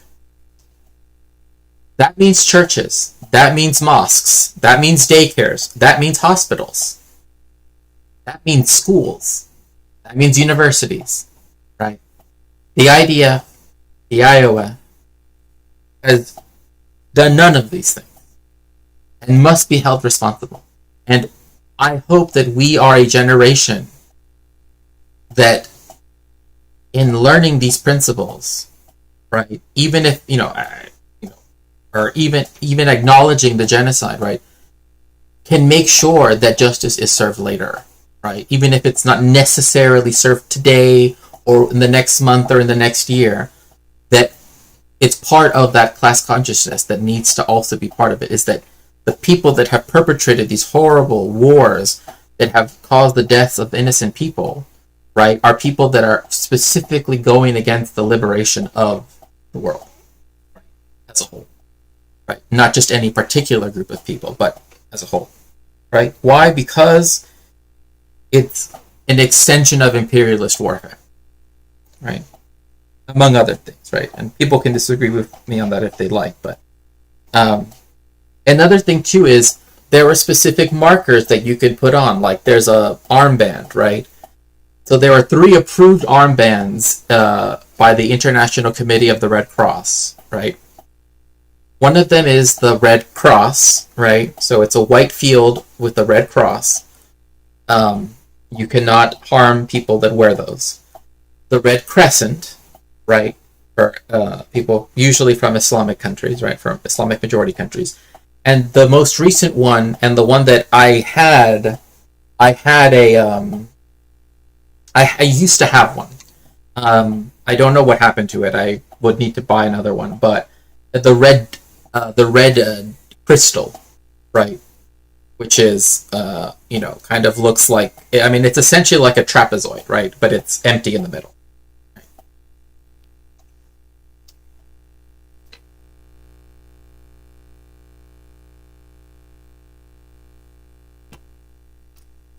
So those are the 3 things that people that are there for humanitarian reasons can wear if they're associated, like if they're part of the people associated with the International Committee of the Red Cross.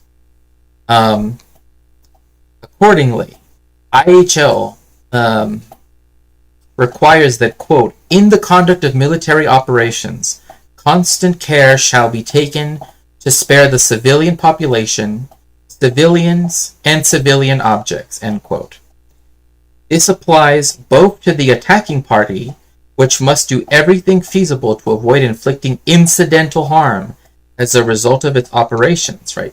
This is the concept of precautions in attack. This is why you cannot use indiscriminate weapons, right, where the possibility is that it could harm civilians. Because bombs, for example, are indiscriminate.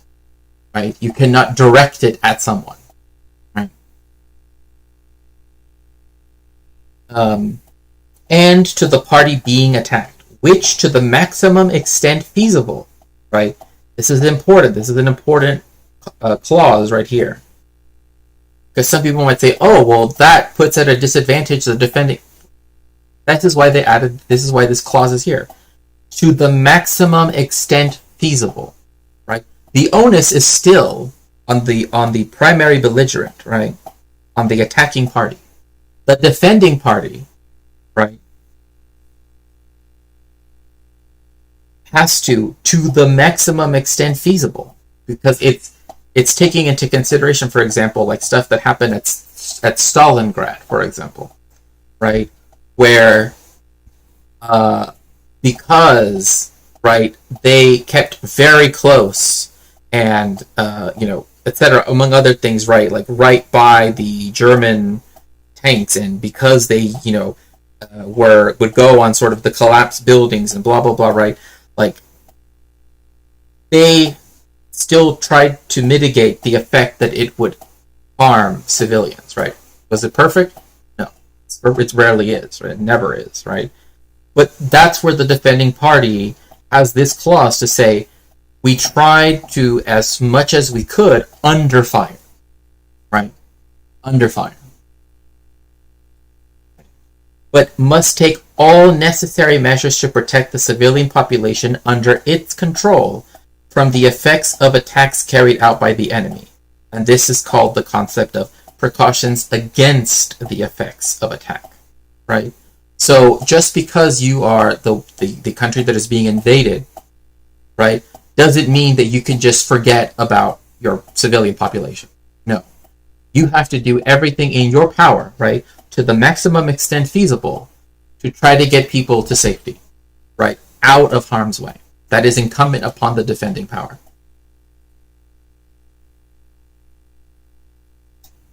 6. Proportionality.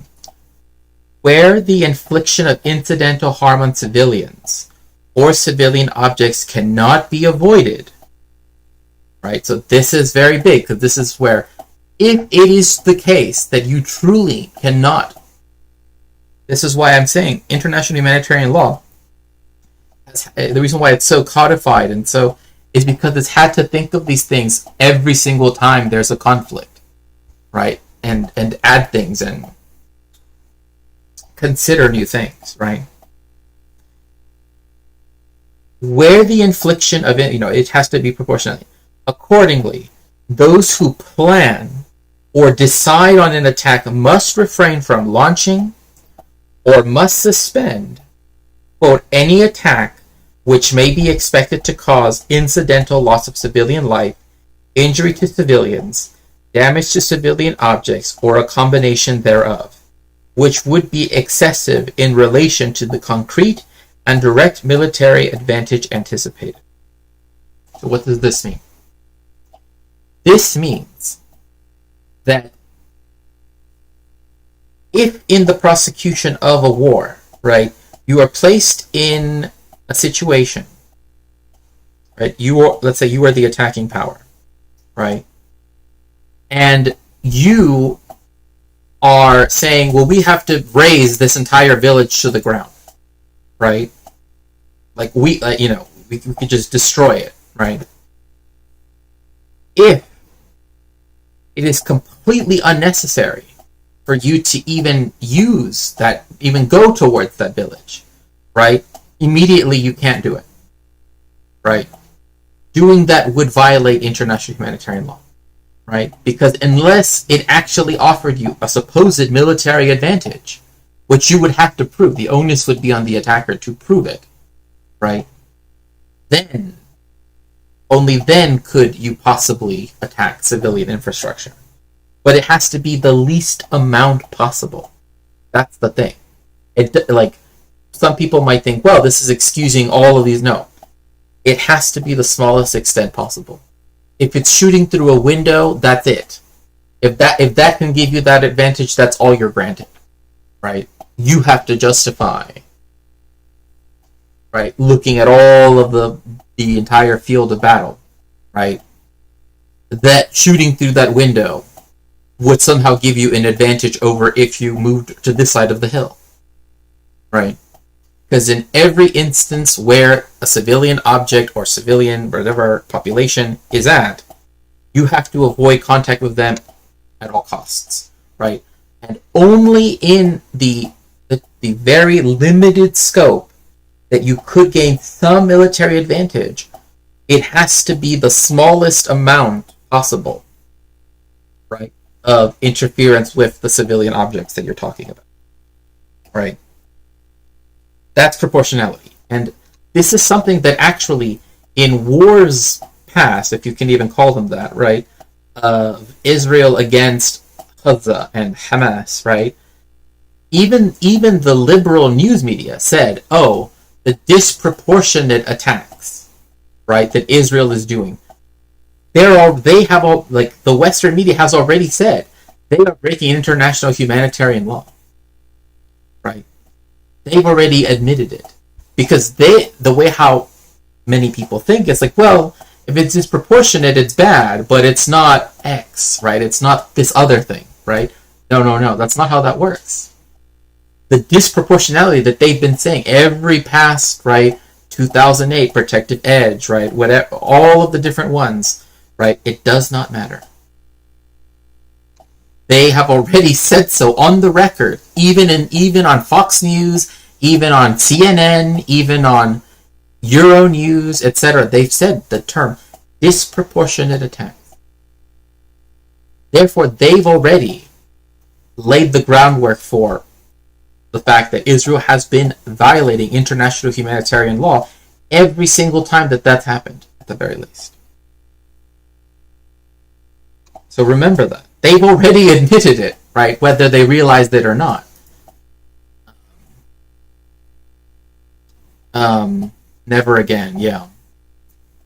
The U.S. bombed Venezuela too, right? And the other thing too was there any military advantage to killing the Cuban guards that were there? No, there wasn't.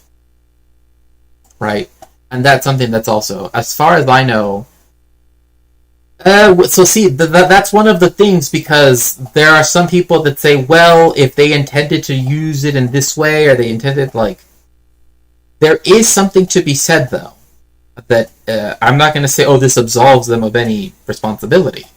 But it is interesting that Iran, Hezbollah, and the Houthis, right, they all say, we are going to do this, and then they do it. Right? And then they say, we did this. X, Y, Z, blah, blah, blah, blah, blah. Right? Unlike, what the Israelis or the Americans do, right? They never say what they're going to do, right? And so that is something that does come to bear if this were ever to go to trial, right? It does not mean that what they did somehow becomes automatically justified. But rather it's something to be taken into consideration. So, IHL not only so this is the concept of against unnecessary suffering, and don't worry, we're almost done, and then we can move on. Unnecessary suffering.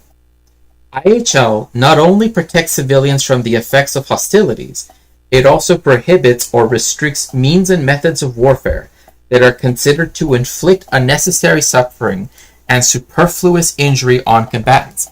This is big, right? This is an interesting shift, right?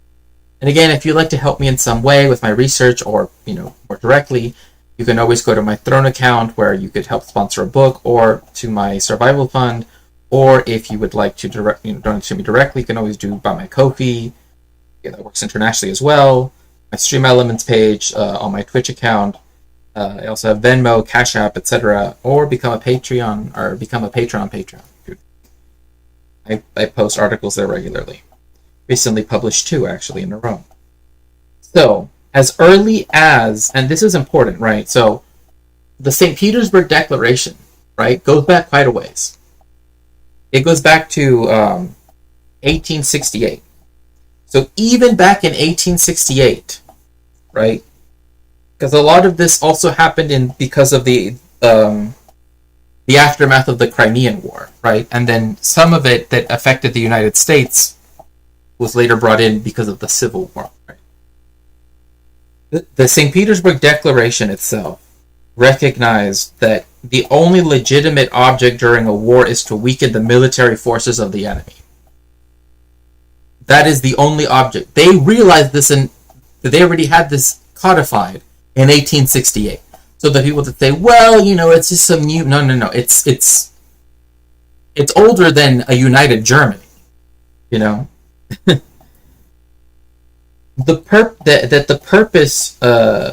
for this purpose it is sufficient to disable the greatest possible number of men.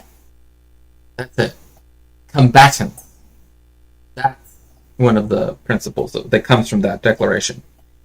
That this object would be exceeded by the employment of arms which uselessly aggravate the sufferings of disabled men or render their death inevitable. Right?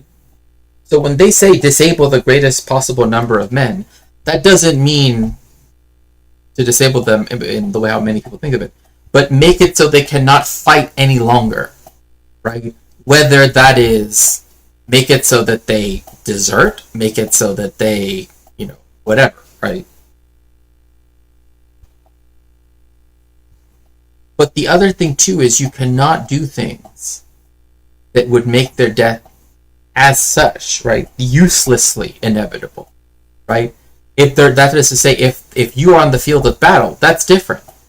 But if you just drop bombs, right, just where there happen to be soldiers, right, like at a base, that's a whole different story. That the employment of such arms would therefore be contrary to the laws of humanity. Accordingly, in the conflict of hostilities, it is prohibited to, quote, employ weapons, projectiles, and material and methods of warfare of a nature to cause superfluous injury or unnecessary suffering. And this is very important, particularly when we're talking about Gaza, particularly when we're talking about the threats of the United States and the actual actions of the United States and the State of Israel against Iran.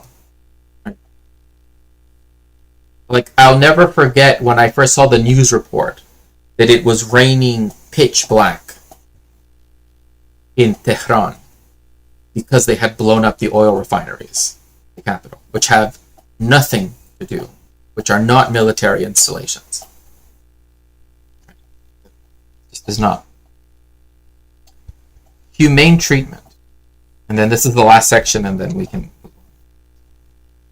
One of the most fundamental rules of IHL is that all persons who have fallen into the power of the enemy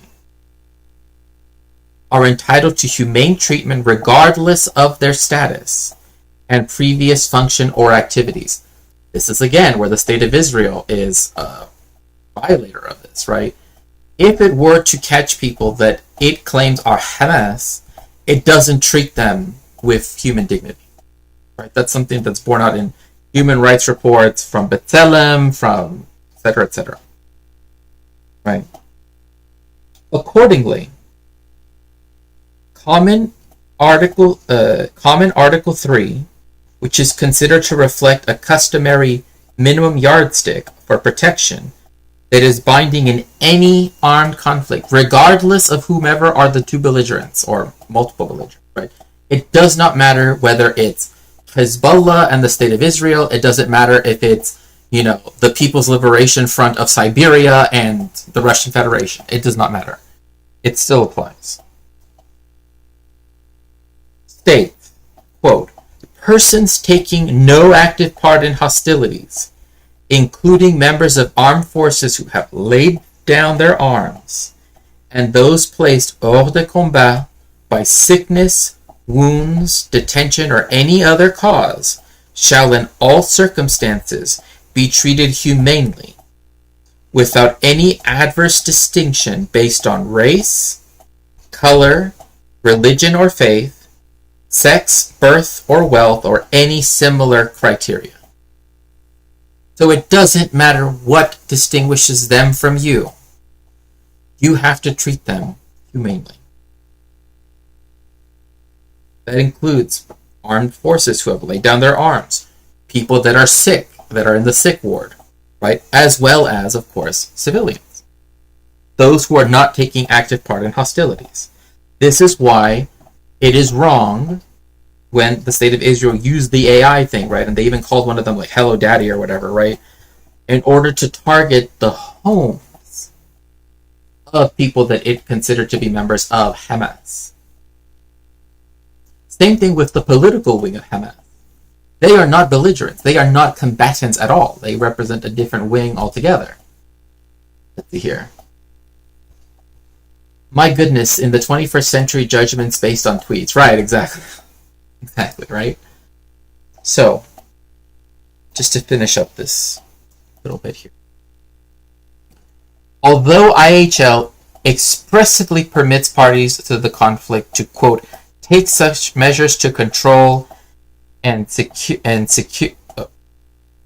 take such measures of control and security in regard to persons under their control as may be necessary as a result of war, end quote.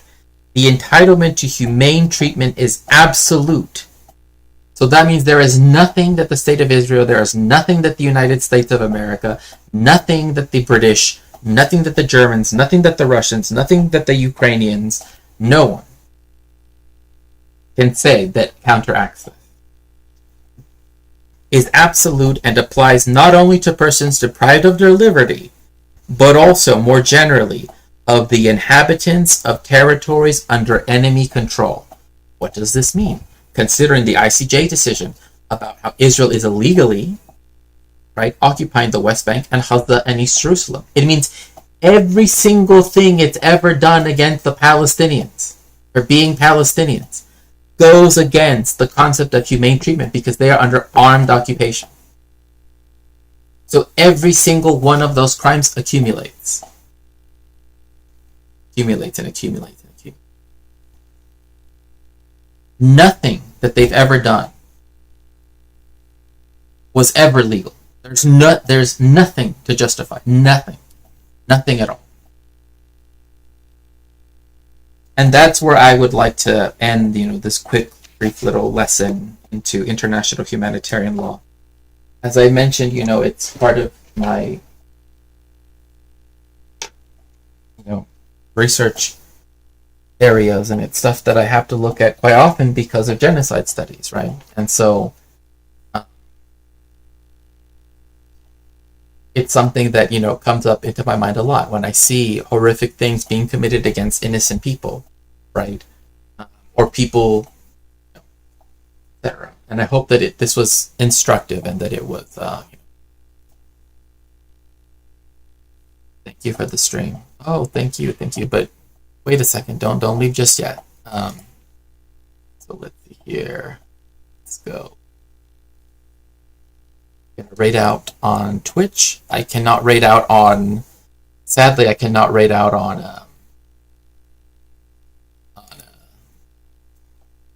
YouTube just yet, but soon. Okay, say hello to.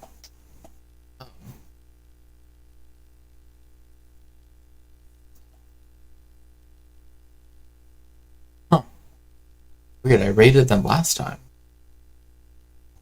Okay.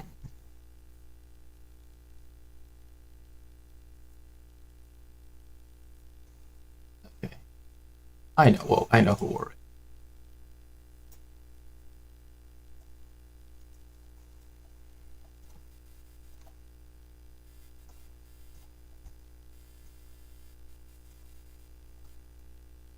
Okay, everyone. If everyone on Twitch could please get in the machine while we head over to my potential stream, friend of the stream, friend of the VOD, I would appreciate it.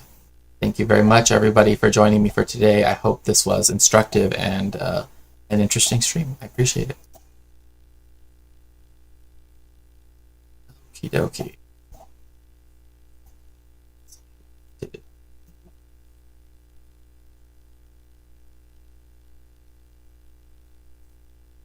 Okay, anyway, for those of you on YouTube, thank you so much for joining me. I really appreciated, the time that we spent together for this stream. If you have any questions, please make sure to go in the Discord, and you can definitely pose your questions there.